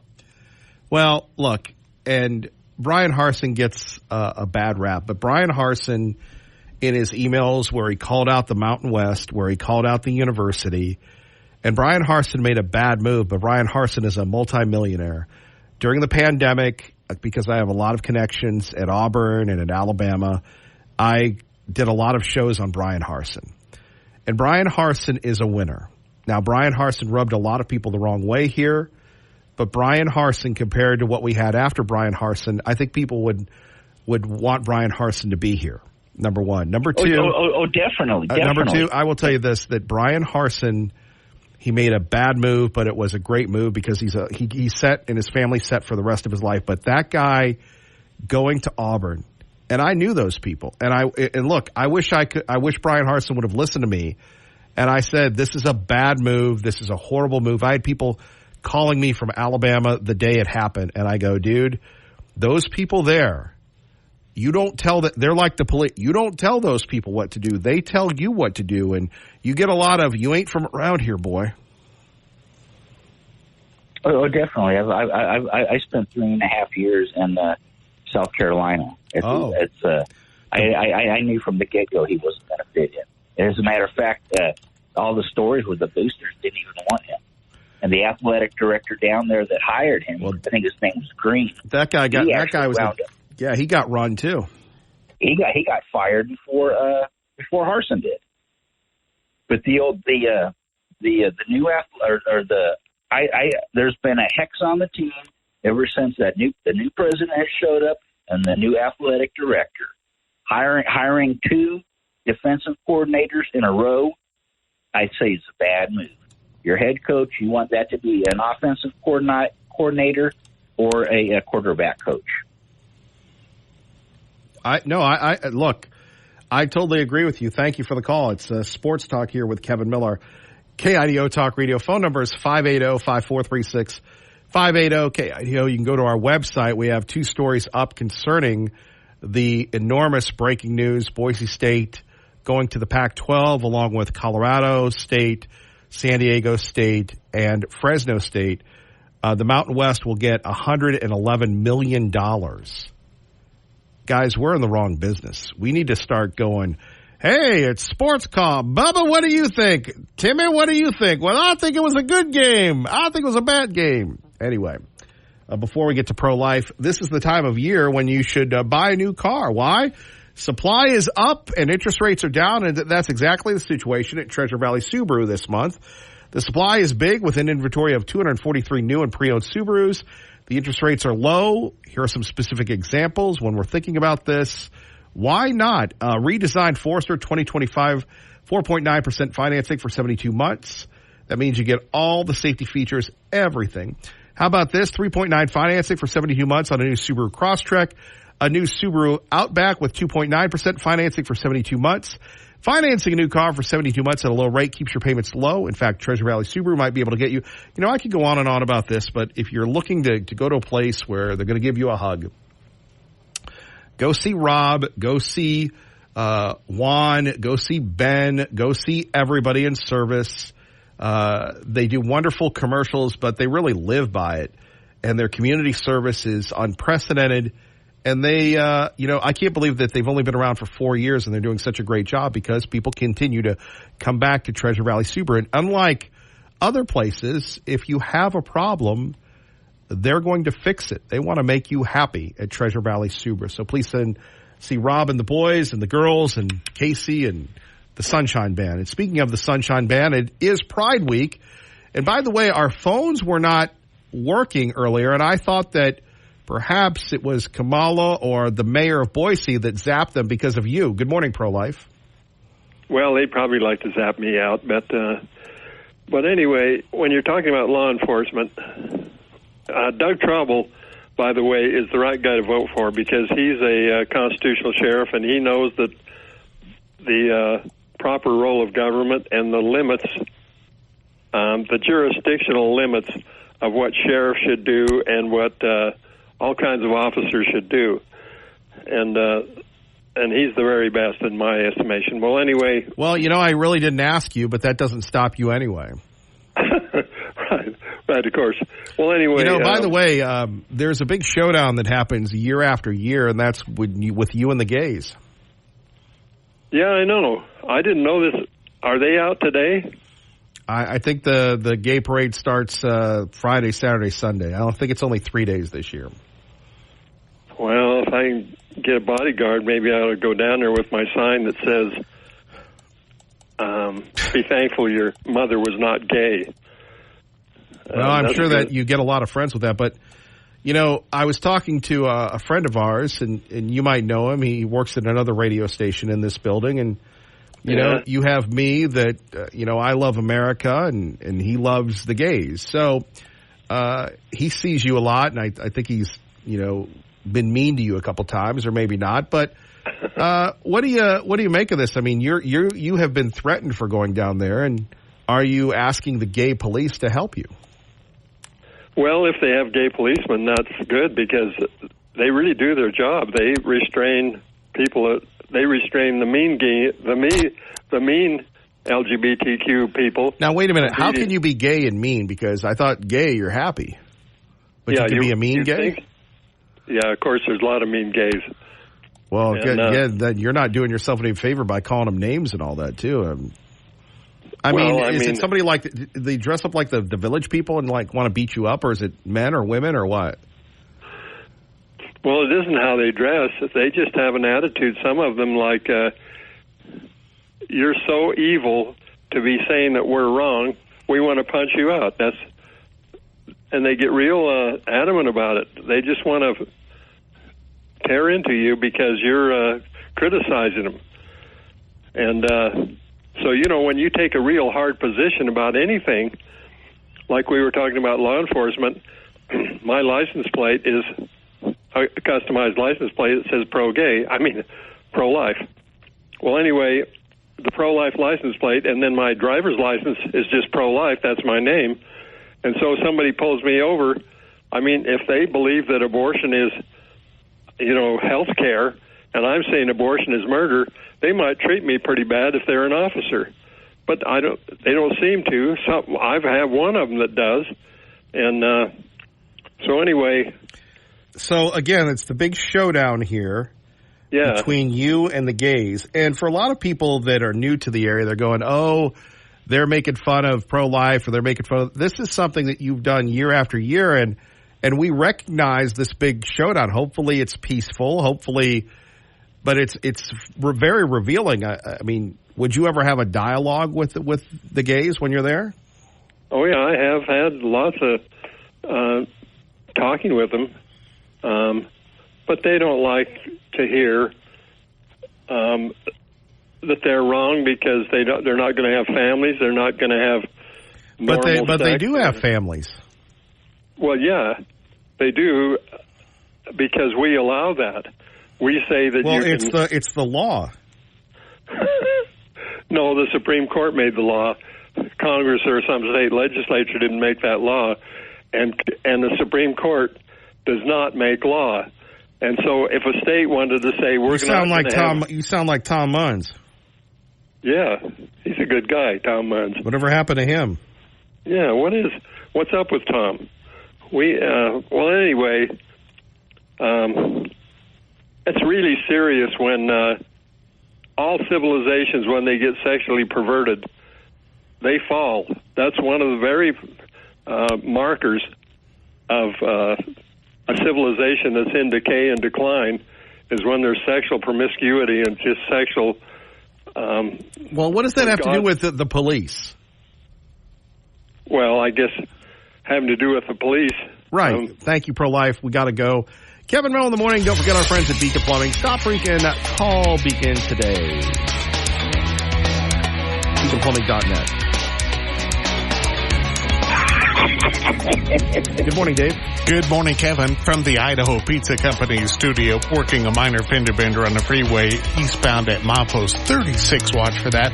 Earlier crash at milepost 38, also on Eagle Road. Those are now clear. No problems in those areas. Cut your power bill year-round with G&G Insulation and receive up to 30% of the cost in tax credits for insulation and air sealing materials. Call G&G Insulation or visit gndginsulation.com. That's your traffic now on KIDO. Other issues. Phone number is 580-5436, 580-KIDO. Let's hear what Ron Paul has to say. You remember Ron Paul. A lot of people still love Ron Paul. Not Rand Paul, but Ron Paul. Ron Paul talking about the big debate. I said that Trump had two opponents. Yeah. He had yeah, that's true. And I think Kamala, I have to admit, she surprised me. I thought she was a much slicker liar than I realized. But she could tell lies pretty well. But I think when you dissect it out, even if she's stating a truth, it doesn't reveal that's what she really believes. They've been trained in that. Most politicians have been trained to do this and mislead people. There's never the contest that I'm looking for, the contest between good and evil. You either are a freedom or you're a totalitarian. Yeah. You want force to give them to a few people, or you want to have all the power and structure and decision making by the individual in a free society, rejecting all acts of violence. But no, that isn't it. Well, there you have it. Ron Paul talking a little bit about this. Ron Paul. Here's something else that gets me. That, and I don't know if that we need to have a conservative ecosphere or ecosphere or whatever you want to call it. By the way, we've got it on our website. We're sending out the Yap Blast. Boise State going to the Pac-12. We'll take your calls on this at 580-5436. 580-KIDO is first reported by Ross Dellinger, the university. Something must have happened overnight because it's 7 a.m. They had the press conference or they had the press release. We've sent overtures to the athletic director. Hopefully we can get him on, Jeremiah Dickey. If not, look, we understand that. That's why we have you and me, and we just roll, everybody. Now, what this means for people that are not down with the, sports, it's very simple that it's, a lot of big money. Oregon State, Washington State are the only two teams left in the Pac-12. But they got a lot of money because when you leave a conference, you get a lot of money. So the Mountain West, they're going to lose. I mean, is the Mountain West even going to be around? Should Idaho move to the Mountain West? Should the Montana schools?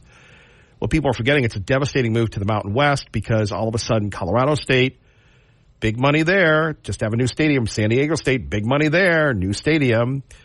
Fresno State, pretty big market.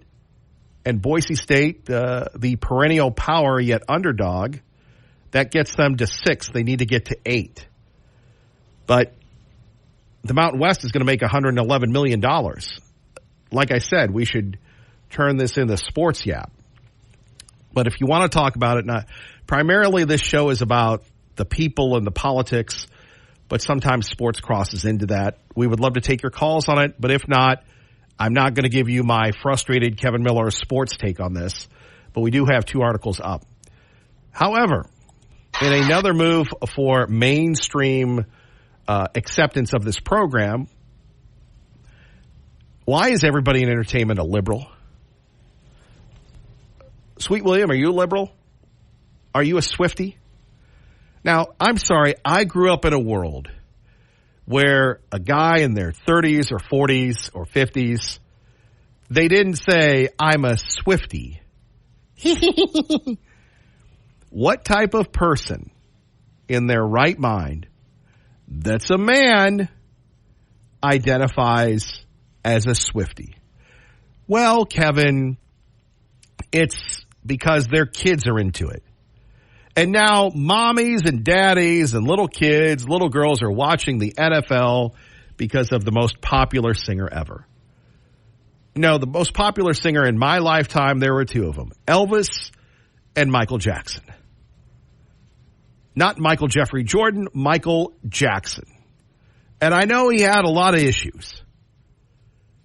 But today, Taylor Swift, through her diligence, through her hard work, is the cat's meow, is the biggest star ever until there's somebody bigger.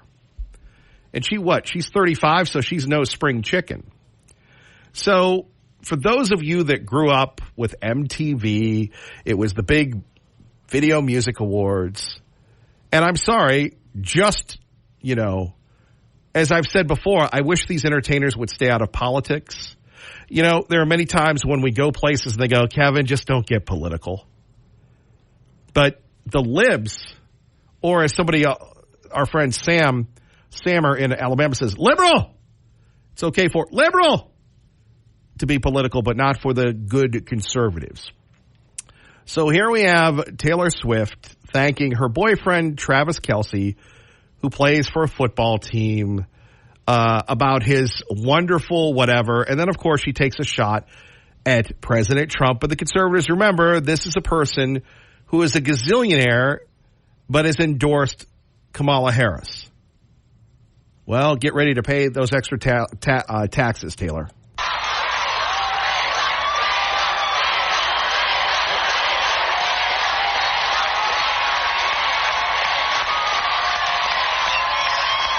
Thank you.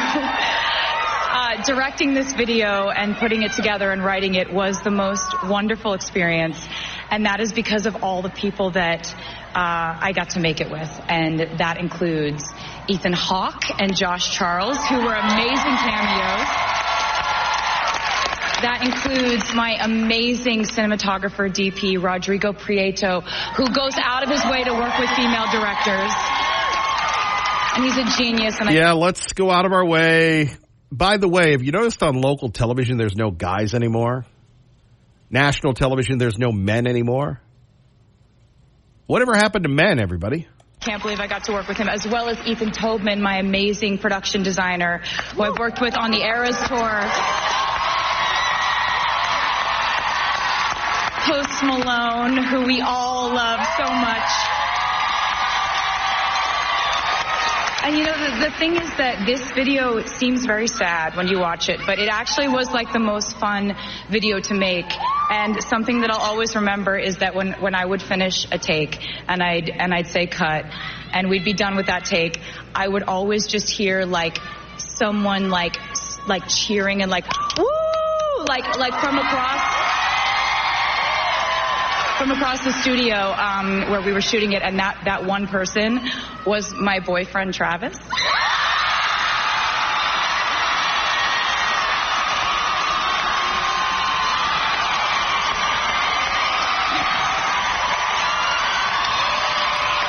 These are the people voting for Kamala. Everything this man touches turns to happiness and fun and magic. So I want to thank him for adding that to our shoot, because I'll always remember that. And to the fans, I'm always trying to figure out a way to say thank you to you for making my life what it is, for making the Eras Tour what it has become, for making the Tortured Poets Department what it has become. That's all you guys for doing that and for voting for this award. So thank you to MTV for giving me this opportunity to thank the fans, to thank you for what you've done. And the fact that this is a fan-voted award and you voted for this, I appreciate it so much. And if you are over 18, please register to vote for something else that's very important coming out. The 2024 president. To vote for Kamala. Yeah. Thanks, Taylor. Well, we don't need Taylor around here. We got Captain Harry. He's our own Taylor Swift. That's right, partner. That's top of the morning, Kevin. And to you. The Swifties, that is going to be interesting. There is an awakening in the young people. After the COVID, there is a chunk of the young people that are switching over because they've seen what it's like to lose their freedom under these mandates and things we had. And she is going to get an awakening, a bunch of votes, but it may affect her concerts. This may turn the tide a little bit on the number of Swifties when she went political. But I can say personally, when I was doing the Deadliest Catch, when I was down there in Burbank and doing all this, I had a Donald Trump coin, and I was going to just jokingly, I'll buy everybody lunch. And I got pulled out this gold Donald Trump coin, and that was the beginning of the end of me on Deadliest Catch. And they warned me. But there's some undercover real Americans in the entertainment business, but they have no backbone. They'll talk to you by themselves, but they won't say in front of people. They know it'll end their own careers. But there is Dennis Quaid doing Reagan, and there's a few of them that are coming out and standing up, and the tide is slowly turning. Well, wait a minute now. When you and again, I never get you to talk about your time on the Deadliest Catch, so you have to tell me about that. So you were on, what season were you on? I was on season 5 and season 14. Okay, season 5 and season 14. So this was a captain on the Incentive, and then I was a backup captain on the Wizard when Keith was out. Me and his brother Monty butted heads. But let me just finish. So, and this is a really big show on television, like one of the most popular shows on cable television. So you just say, you show a Trump coin and they say, hey, buddy, it's going to be the end of the road for you. You better look out. Well, yeah, pretty much. People warned me. Some of the other captains said, hey, be careful about that. You'll be... and they weren't BSing me. that was pretty much the beginning, and the way they portrayed me on my last season, and at the end they gave me a little bit of stuff, but they kind of made me look bad, and the tide turned against me there. They lost the warm and fuzzy for me, and that was an awakening to me how liberal they really are, and it's not all business; it is politics, big time. That's right. They got you. The liberal got you. So you're once again, it's season 5, and what was the other one? Because I want to watch you. Season 14. All right. Season 5. Back in the old days when that show first started, it really was reality TV, and it was I thought the way it should be. As it's went along, even now it's even worse. It's become a soap opera. And you're all scripted, and you fight him, and you argue with him, and they want these little side deals going on. It really has went downhill, in my humble opinion, but I can't believe it's still even on. They are. It's the way it is in show business. I fished up there for 38 years, so I was about done anyway. But they kind of helped me make my decision when they decided I was the wrong guy for that show, you might say, being too Trumpish and proud of. And people need to wake up on this stuff. And the good Christians are not voting like they should. We need them to help make up for the Swifties. But the Swifties are going to start turning the tide. We do need people that don't vote to really get on the bandwagon and wake up, because this is an important one, big time. Big time. This is our freedom here, folks. And you got to stand up, even no matter what. It might be a demise of some of your friends and whatever, and whatever. You got to stand up for your freedom and grow a backbone, man. Courage is contagious, and we need people to stand up and be the first one to step off the high dive. It's time, folks, and that's all I got, Kevin. Thank you for your time, and thank you you're the man. We need people like you. You are the one that's given us a chance to get a little courage. So thank you very much. I'll be standing by. Thank you, Captain Harry. See, they got Taylor Swift. We got Captain Harry. Kevin Miller, KIDO Talk Radio. Right, on the app, Boise State going to the Pac-12. Your thoughts, your views. 580-5436, 580-KIDO. Let's go back to the phones. Brian in Nampa. Of course, we're talking about how you treat police officers, the Tyreek Hill situation, and this whole issue involving should there be another debate. A lot to talk about, Brian. How are you, young man? I'm sick as a dog, Kevin, but that's okay. I'll get through it. And I just took some time off. I had to kind of get on the spiritual side to get re-in-tuned to hopefully help with some health issues. But, hey, we don't just have, they brag about having Taylor Swift. We got Tulsi Gabbard, used to be a Democrat. We got JFK Jr. I don't know, Kevin, I'm a thinking guy, not an emotional guy. But when people like that are powerhouses, old powerhouses for the Democrat, join Trump's side, that says a lot to me. I don't know what independent voters are thinking, but, how do you let JFK Jr. just roll off your back and Tulsi Gabbard? Like, these are powerhouses for the Democratic Party, at least their families, and they left. Why? And they'll tell you if you're intelligent enough to listen to them. Sure. Kevin, I had to shut the debate off when she said, I'm for the Second Amendment. Stop accusing me of taking the guns. I don't know how many times I've heard her say, we're coming after your assault weapons. We want red flag laws. How many Americans have died because of red flag laws? I can't take the lies. Like, I literally shut the debate off because I can't listen to another Democrat lie. I just can't do it. I love how Trump nailed her and is like, I'm speaking. Does that sound familiar? Yeah. Excuse me. And then she just lying through her teeth? We know what's happening. They're trying to get that independent vote.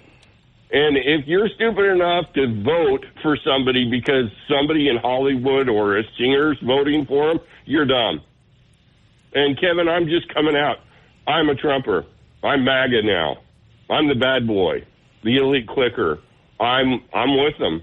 You know I wasn't the first time around, but I am this time. And that ought to say something to some people out there. I can't take it. And did you notice that shooting that happened, Kevin? Did they talk about the good guy with a gun, the resource officer that came in and pointed his gun at the 14-year-old kid who shouldn't have had an AR-15 that his father bought for him? And what did the kid do? He dropped the gun because he didn't want to get shot. Why aren't we talking about the heroic resource officer that actually did their job this time and saved who knows how many lives by doing his job? I think there was another shooting in a school, Kevin, not too long ago where that wasn't the case, that there were multiple police officers that just stood in the hall and there was a higher body count. And Kamala wants to take resource officers and police officers out of schools. She doesn't want to make them military zones. Well, you made them gun-free zones, your party did, and you made it open season that even a 14-year-old goes into a school and thinks he can do it whatever he wants. So pick America. Do you want a safe America? Do you want your children defended, or do you want to feel good? Like Boise State is leaving the Mountain West Conference. You can read that story on our website, KIDOTalkRadio.com. By the way, if you're a Facebook friend of the station or what have you, you'll get that story. And then we do a little bit more in-depth where we take a look at the cost and what it means for the fans of Boise State. And it's odd. I was trying to reach out to them for the past couple days because there had been some, talk of the Pac-12 targeting them and, try to help them out for their home opener. But really big news. So if you're a sports fan, you want to address that, 580-5436, 580-KIDO. You know what this means, Bo. Yep. Let's go to Doug in Mountain Home with Kevin Miller on KIDO Talk Radio. Good morning, Doug. Good morning, Kevin. Can you hear me all right? You're sounding great, little buddy. Yeah. Captain Harry hit a good one. That was a good talk. And I know you guys were talking about police. I haven't had a ticket in I don't know how long, years and years and years. Abide by the laws, and yeah. And I've jumped down a couple of them's throat, and it don't get you nowhere but in trouble. No, it doesn't get you anywhere to be mean to the police. No, it does not whatsoever. But some of the federal law enforcement, I mean, I'm talking Forest Service, BLM, they don't even need to be packing guns. I mean, that's just my perspective of it. I could go into another story on BLM cop, but I'm not gonna. What I want to say is, people, please wake up to this lying wench that's running for the Democrat Party. I listened to Glenn Beck last night for quite a little while, and he had Megyn Kelly on there, and she's done debates. And she was literally down freaking that Democrats' throats and them commentators on there, fact-checking Trump and not doing one thing, to her. Now, another thing that I was told, Kevin, was I didn't watch it on TV. I listened to it on radio. And she was wearing some kind of big earrings, and they have came out and said there's a company that makes earrings like they're like microphones, and you can probably check it out on Newsmax, and I wouldn't put it past them one bit that that's what was going on, that she was getting coached along the whole way of what she was doing. But people, you better wake up, because this country, it's just like, Kevin, you're probably going to not like me saying this, but okay, It's like talking about football when we're watching a country, the greatest one in the world, fall completely underneath communism. I mean, this is the biggest thing that's going to happen in everybody's life if they get in there. I'm telling you what, folks, we're done, period. And Europe is making sure this is going to happen. I mean, you just look at what's going on in Europe, and it's pushing it this way. People, you like your kids, you love your kids, I love mine. What do you think's been going on when they can't even find thousands, hundreds of thousands of kids that cross the border, and they can't even find them? They don't know where they're at? You better think about this stuff, folks. This is not fun and games, and Hollywood's part of it. Start checking into stuff. This is not funny. It is not. I mean, she might sit up there and laugh and chuckle. Man, this ain't funny, Kevin. This ain't funny. So I'm going to let you people call your Christian stations. I'm going to call the Christian radio stations, and I've talked to them before about it. They don't say nothing, and Captain Harry's right. Glenn Beck said it. The Christian people do not vote. So what is up with that? You like to be a Christian? You better vote. Doug, thank you for the call. Cowboy Calvin, we'll get to you in 2 seconds. Kevin Miller, KIDO Talk Radio. You're on KIDO Talk Radio. Good morning, Mr. Miller. Good morning, Americans.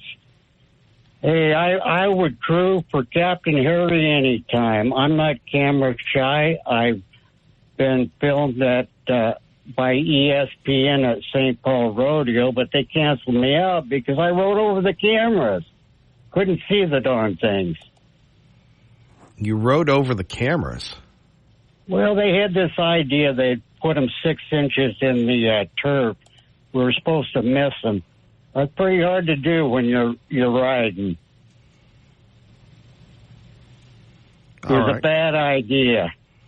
Probably a bad idea for them, too, yeah. Yeah. You mentioned the fact that you were wondering where real men are. Well, this is Pendleton Roundup. It starts tonight and goes through Saturday. Folks, you find real men there. And a good show. That's a pretty gritty town, that Pendleton, man.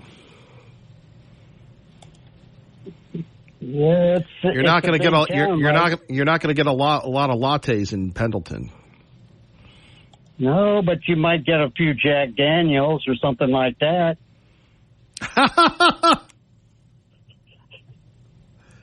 Fair enough. Folks, if you listen to Tom Gresham on Sunday on KIDO, he'll explain all the laws that the Democrats want to pass to take our guns away. Kamala Harris says one thing, but she really means another. Well, no, Tom's very good, and Tom always talks about not only the laws, but the judges and how important that is. Well, it is. It's very important. But I urge your listeners to listen to him, and he can explain what is really happening. The little fact check there. Well, anything else you'd like to tell us? No, sir. No, sir. Well, thank you for listening to us, Cowboy Calvin. Thank you. Thank you. Let's go to Concern in Emmett with Kevin Miller, KIDO Talk Radio. Hello, Concern. Good morning, Kevin. Good morning.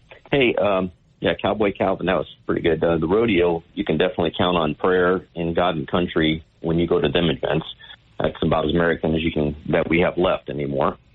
I just wanted to comment on Doug's comments. I think he's dead on with what's going on. It's so important right now, this country. These people believe the lies. And I just want people to think, one time it's, we look at Europe and their socialisms and we look at Canada and the way they run their government. what would they say if we just say, let's defund the military. Let's take all that money that we spend on the military and let's buy everybody a house and let's give everybody a home that comes across the border illegal. Let's just do all that without worrying about the military. How would this country look? The socialist countries that are out there, like in Europe, the United States funds their protection, the majority of the protection, like Trump was saying. They fund it, so they have money to play with because they have the backing of the United States.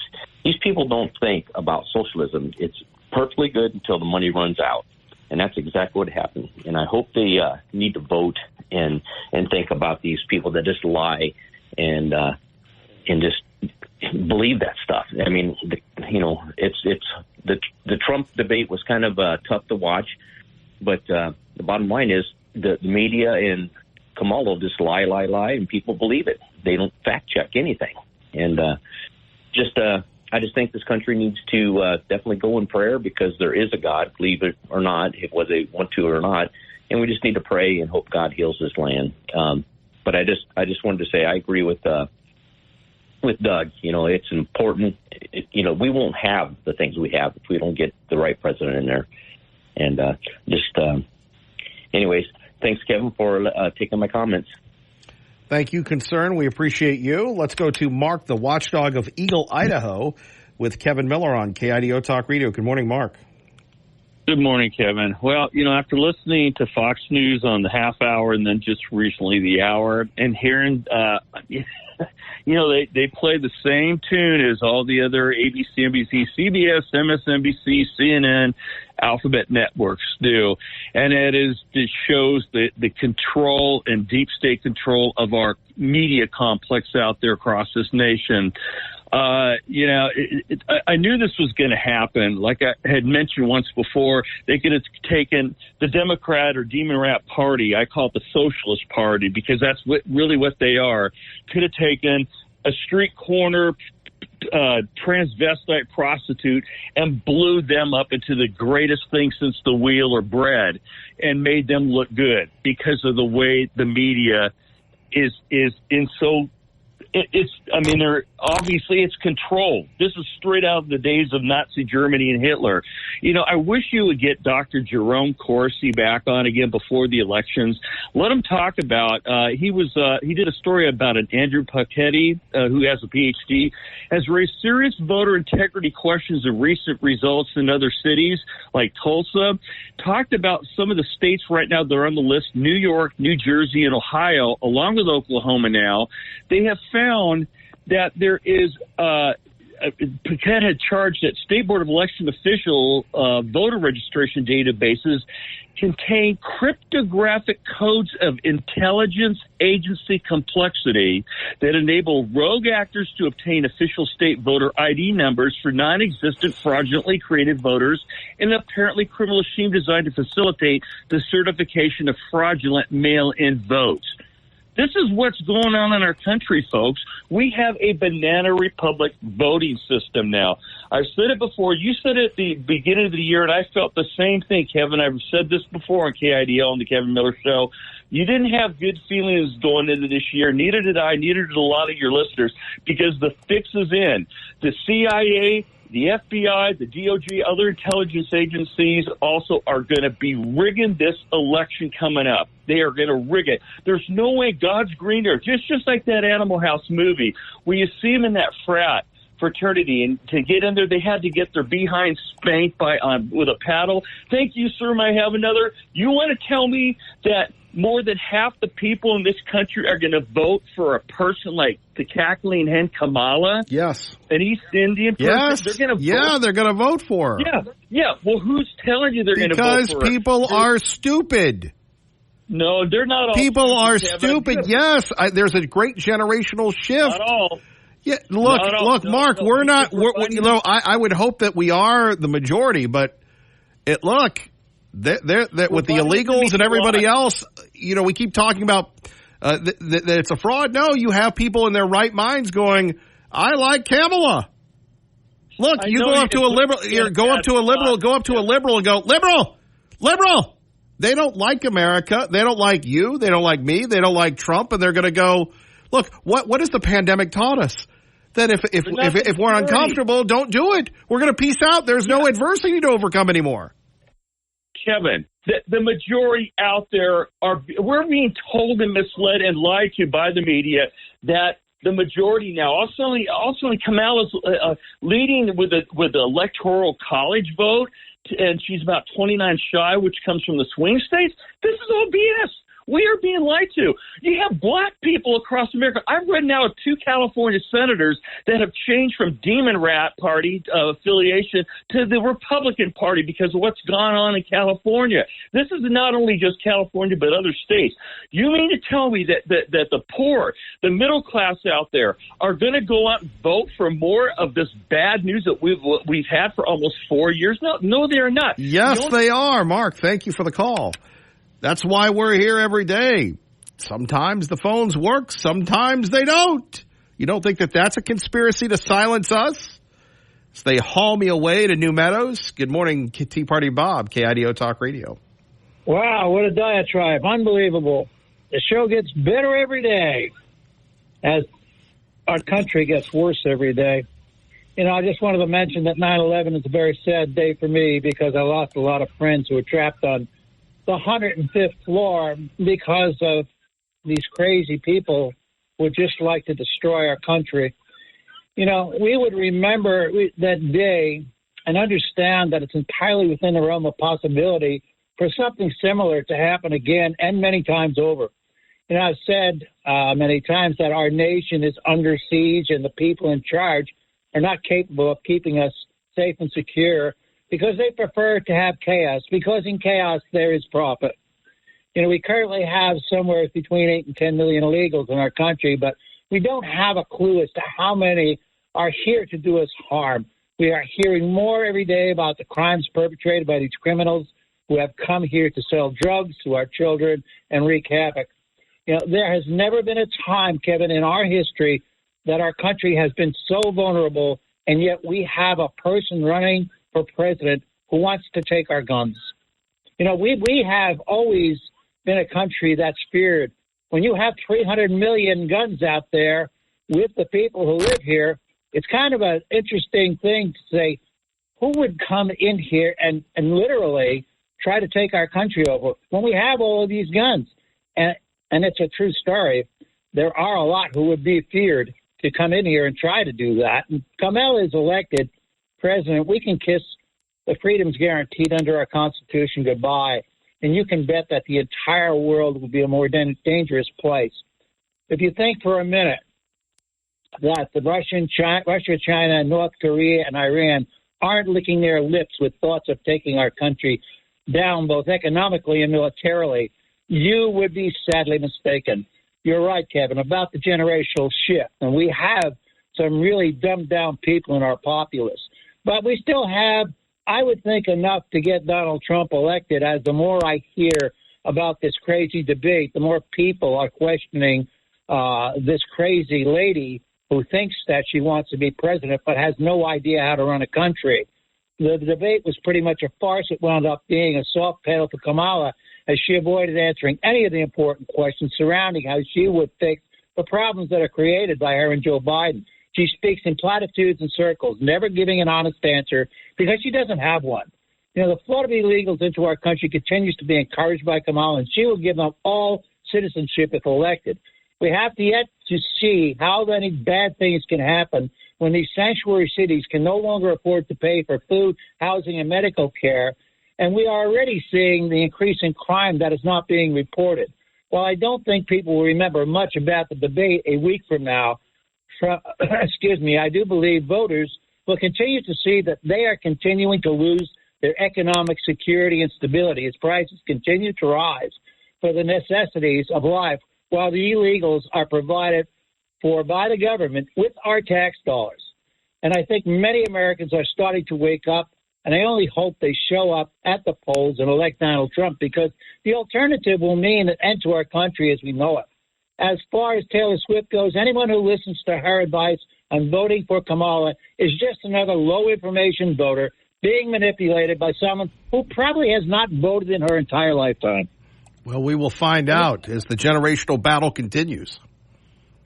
Yes, indeed, sir. And I've been talking about this for quite some time. So it's now here. Now is the day of the dawning. We will find out what happens. Fix bayonets. Lock and load. Well, of course, I don't think we're allowed to say that anymore. Oh, that's right. You can't say that anymore. But, you know, I lock my doors and I load up my cupboards. Words to live by. Lock the doors and load up your cupboards. Thank you, Tea Party Bob. Thank you, my friend. Have a great day. All right. Appreciate you. Kevin Miller, brought to you by our friends at Beacon Plumbing, beaconplumbing.net for all of your plumbing needs. You have a plumbing issue, slow, leaky drain, a clogged drain, a clogged toilet. Uh-oh. Call our friends at Beacon Plumbing, beaconplumbing.net. Fox News Now. In Cuna, Eric, good morning. Hey, good morning, Kevin. Yeah, just hearing Fox on these news blurbs. I mean, I do like Sean Hannity, and I like a lot of independent commentators on Fox, but it seems like as soon as they get the chance to prop Kamala up, they do, and it's annoying. And the thing is, the debate isn't even necessary. You know, you just look at the last 4 years. Are we better off? Are most people better off financially? Is the world better off? No. You know, it's an obvious answer, and it's kind of like, you know, the definition of insanity. You know, going back to the same thing again. People just, I don't know, just people are just so brainwashed, and they become voluntarily stupid when the truth is right in front of their nose. And you know, I've been seeing that these earrings she was wearing, they're like high-dollar earpieces. And you know who is probably, if that's true. Hold on, let me just share something with you since you're talking about the debates. This is ABC News debate moderator Lindsay Davis is going to reveal right now on KIDO Talk Radio the conflict of interest that should have, well, disqualified her from the debate.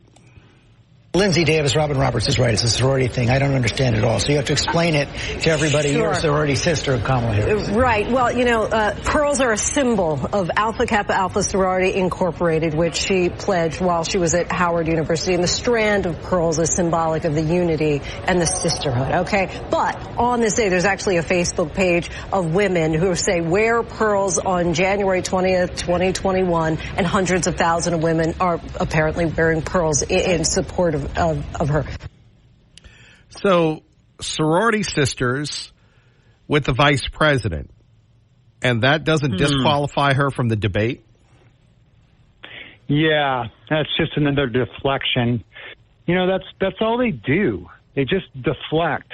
It's ridiculous. And those earrings are, I'm pretty sure those earrings were earpieces. I've been seeing a lot of stuff about it.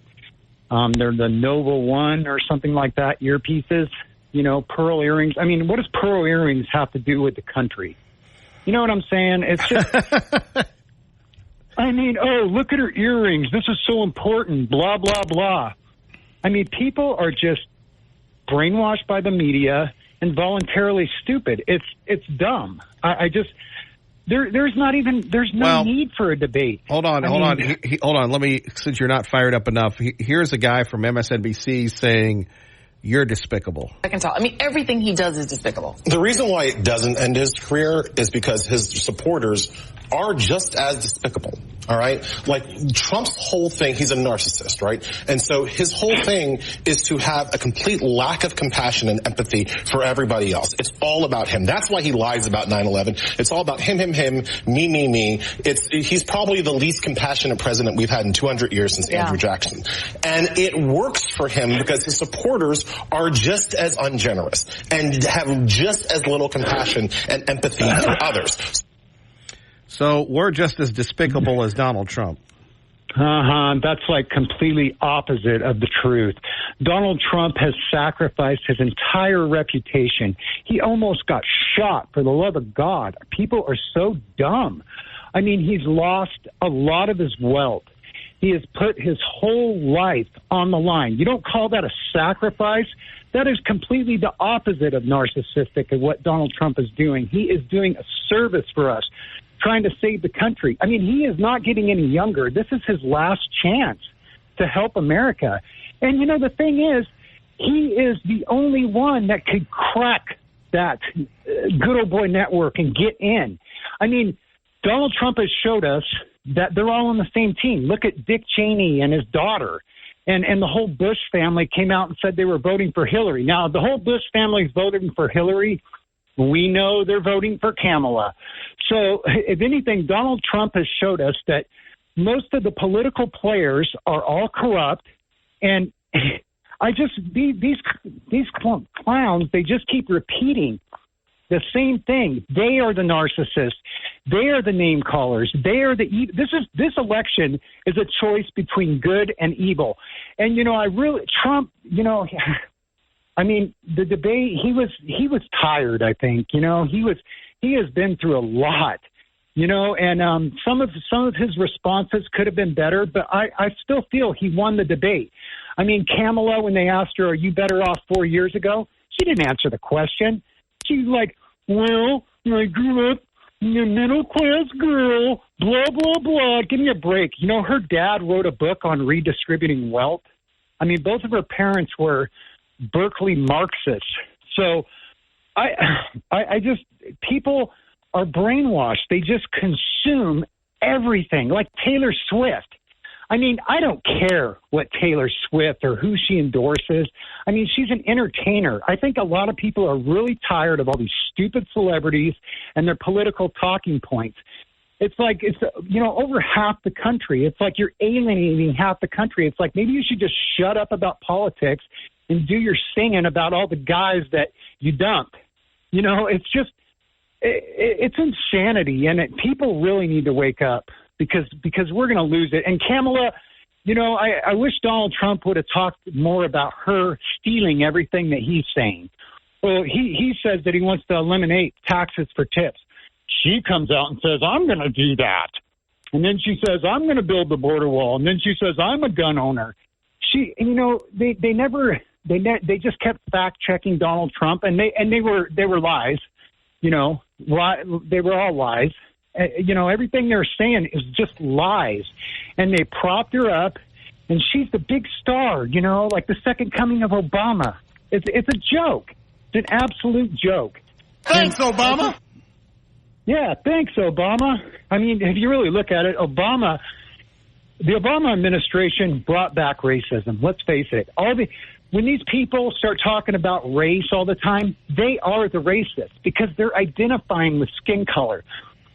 That's about as shallow as you can get. It's completely the opposite of what Martin Luther King taught. The measure of a man is the content of your character. It's all they got. It's all they got. They just name call, and then they sit there, just like that clip you played, saying Donald Trump's a narcissist. Give me a break. A narcissist? You're right. I agree. Thank you, Eric Halls. I want you to hear what this young person who I believe was born in America, but her father came over from Haiti, has to say, because this is very important when we're talking about people making fun of what is and what isn't going on in Springfield, Ohio. My father immigrated from Haiti to the United States in the late 60s as a teenager, and I want to talk about these recent comments about the Haitians in Springfield, Ohio. First, I want to say my father and I are now estranged, but I did know him in my very, very young years, and when he immigrated, he was one person, and they weren't sending, thousands of Haitians in one area. He wasn't eating people's pets, and he didn't practice voodoo, but he did say that most of the island, the majority of the island, does practice voodoo. The reason they eat cats is for two reasons. Number one is survival. This is the poorest country in the Western Hemisphere. You can't just go to a food bank like you can here, or just go to McDonald's and get some free or cheap food. Unless, of course, there's a Christian missionary there. People in the United States have a really hard time imagining that type of thing, but it is true. Second, they do animal sacrifices for their religion, voodoo. They make these animal sacrifices to these gods for different reasons. You can do your own research on this. Do I think voodoo is a demonic religion? Yes, I do. That doesn't mean that you hate these people. These people need prayer. But you can't just take over all these people from another country and expect it to work. Not to mention it doesn't fix the problems of that country. And there's more people left in Haiti that we can bring over. It's not racist to acknowledge that this is a problem. It's not racist to talk about these things that are happening. This is not just white Americans saying this is black Americans. You can look at the people in Springfield, Ohio saying that this is happening. Y'all just want to joke about Trump and say that he's crazy for saying that this is happening instead of actually checking at all to see if this is happening. You want to make jokes about these things. Well, what if it were happening to you and your community? And no, it's beyond eating their pets, even though that is bad enough. And there we have it. Getting the real story. Kevin Miller in the morning, KIDO Talk Radio. Let's go to somewhat moderate. Kevin Miller, KIDO Talk Radio. Hello. Hey, Kevin. Thanks for taking the call. And so, somewhat moderate. I am a right-leaning moderate, but I am not going to vote for Trump. I'm not going to vote for Kamala. But I just want, as someone who has worked in Hollywood, I just want people to understand that it was a performance. And Kamala has the ability to do a very good performance when she is rehearsed with lines. That was very evident at the Democratic convention where she did a great speech. People, oh, wow, she's articulate. She has a brain. And the same thing happened at the debate. Okay? Now, the reason there's a disconnect with some of the stupid statements she has said in the past is because she wasn't prepared. Okay? So people have to realize that she is an actress, and she is a force to be dealt with because she's good at that particular thing if she's able to control the environment she is in. Okay? And she was a prosecutor, and that, to my understanding, is very structured. And, you know, there isn't a lot of extraneous talk during these trials, okay? So, anyway, I don't think that everybody's an idiot that's going to vote for Kamala. Who are you going to vote? Wait a minute. Who are you going to vote for then? I'm going to do my own writing candidate as you know, and I'm not throwing my vote away because in the Electoral College, Idaho's going to go for Trump, just like when I was in California, it went for whoever the Democrat was. Maybe if it was a national popular vote that mattered, that would be different, but I'm voting my conscience. So that's the situation. And she knew how to exploit Trump, or the people around her did, by playing into his ego. You know, she brought up the rallies, and, you know how he is at the rallies. I think people have to be realistic about the situation. Donald Trump is a convicted felon. That bothers a lot of people. You know, okay? I think you're a liberal. I'm not a liberal. I honestly am not a liberal. And I'm not saying that. I'm just pointing out the reality. Well, one person is raising their voice, and one person isn't. You're getting defensive with being called a liberal. I'm going in the lion's den here, calling the, KIDO. I'm a regular listener, and I'm a fan, Kevin. Well, I'm not attacking you. I'm just saying. You gave me your opinion. I'm giving you. You sound like a lib. But I'm not. Okay, then have you voted for? I'm not a lib. Who did you vote for? Who did you vote for governor? I wasn't here at the time. Well, how long have you been here? It'll be coming up in 4 years. Well, welcome to the. Okay, I voted in the local elections. Okay. Well, okay. You tell me, somewhat moderate, not a liberal. And again, we're having a little fun, so I'm not just so you know that. Okay. We're having a little fun. This program can't take much other than liberal Steve in Arizona. Doesn't even live in the state anymore. I know. Well, he's on deck, but you tell me your thoughts on the Republican Party in Idaho. Are you down with them or not? Some are, some aren't. I have to say, I am down with the Republican Party. Okay. And I think they're probably a little bit too right wing, but nonetheless, I would prefer, truthfully, I would rather Trump win this election. I'm just telling you the truth. But I just want people to have a sense of reality about Kamala, and they just assume she's stupid, and she's getting her stuff from her earrings and stuff like that. It's possible that she's just very good at performing, okay? But no, I don't trust her. I don't like her flip-flopping, and she probably is a flaming liberal, and, well, you know, and I don't like it, okay? So the situation I'm in is the people, my friends in California, think I am a frickin' right-winger, and up here, now, wait a minute. think I'm a lib. Now, wait a minute. First of all, okay, you know, you're talking about being a lib. I'm not a lib. It's okay to be a lib, you know? No, I'm not a lib. Okay, you're just goading me, whatever. I'm not going to... Okay, yeah, that's it. I'm not goading you. Not well, you know, we've got liberal Steve on, and we've got Bonnie from Boise. Should we ask them if you're a liberal? They don't know me, and I am... Okay. Who is your favorite? Who's your favorite politician ever? Gavin Newsom? Are you kidding me? We left California largely because of Gavin Newsom. All right. Okay. Do you like the Idaho people, or do you look down on us and go? I love Idaho people. Okay. I'm very happy here. Okay. So I don't know why you're trying to goad me here. I guess it's good radio, but anyway. Well, it seemed like a good idea at the time.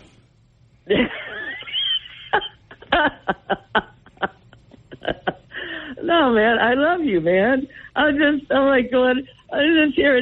She's got to be stupid, okay? You know, they're just silly, she's stupid. And, you know, I'm just giving my perspective on how things are. And, okay, this labels me a liberal and, okay, whatever.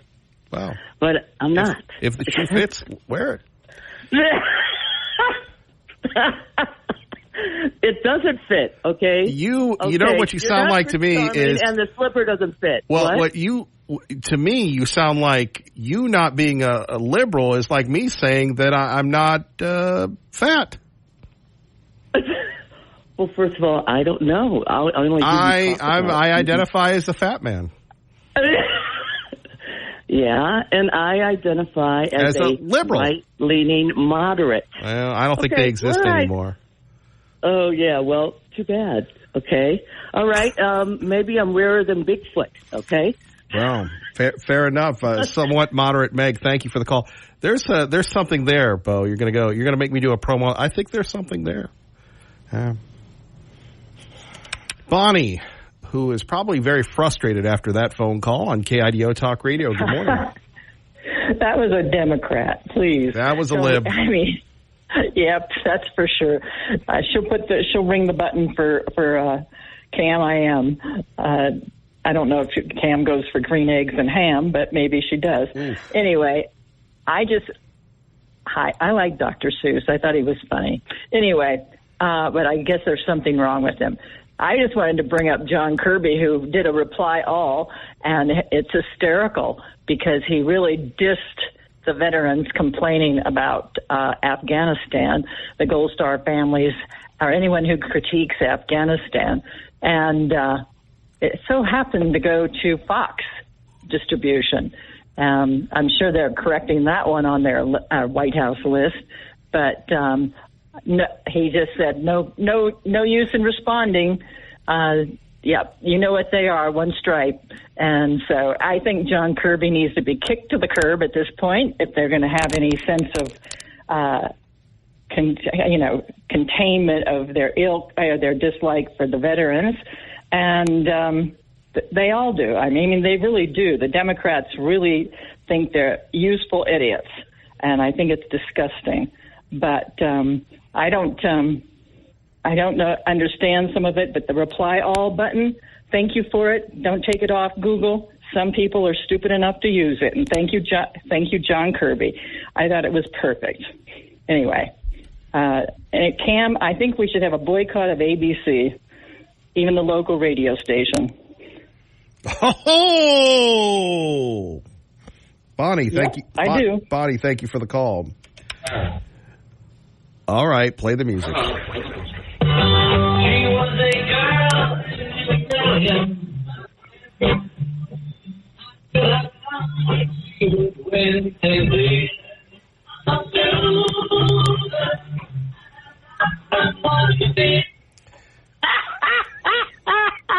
Way to go, Even Trump admitted it. I'm a loser. Geez, after listening to all your callers from 6 o'clock this morning till 10, 4 hours? 4 hours of a bunch of whiny, I'm a loser. You couldn't call you loser radio. Jesus, what about it? And then Trump, first he says he won, then he says it was rigged, then he says, hey, I don't like Fox anymore, and he still has all these people like Kim, who is I'm not going to say you're a liar, Kim, but you're a conservative. You're not a liberal like Kimmy says. Yeah, what about that somewhat moderate Meg? She's one of you, isn't she? Moderate Meg? The lady that was on before Bonnie. That was Bonnie's sister. Give me a break. Oh, Bonnie won't like that. The blue wave is coming. Idaho, you can run, but you can't hide. The blue wave is coming. The great thing about the blue wave coming is Idaho is going to get bigger, and all the conservatives are going to move here. I mean, we ran you out. You were afraid. I got to admit, you're right. It is getting bigger. We ran you. We ran you though. You go, mommy, I got to run. I didn't totally run like that lady said. I don't even live there. I have 13 properties, lots and blocks, and I get phone calls on them at least twice a month. I've never seen you. So yeah, here. you do have people searching. I never see you here. It's something about you late at night. You go a creeping. That's what I hear. Late at night, I go a creeping, marking my property to turn it blue. Jeez, Idaho's even getting beat by the Ducks now. Give me a break. They are turning into losers. You're a loser, Trump. You're a loser, Trump. You're a loser. And he's in town today. I thought he was in Utah. Today. He's in Tucson today at Are you going to go see him? Linda Ronstadt Theater, which is about 18 minutes from my house. Well, don't say anything because we don't want the Secret Service to get any wrong ideas. So just let that one go. Said he's about 18 minutes from my house. I know. And I have a Playboy. Well, I have several Playboys out in the garage. They're collector Playboys. I have one with him on the front. I wonder if I should go stand in line and see if I can get him to sign it. Now that was a good one. I don't even know who. Hey, do you know why the chicken crossed the road, Miller? I don't know, but something just sounded like gunfire. I'm going to tell you why the chicken crossed the road. The chicken crossed the road because he was afraid of Kamala.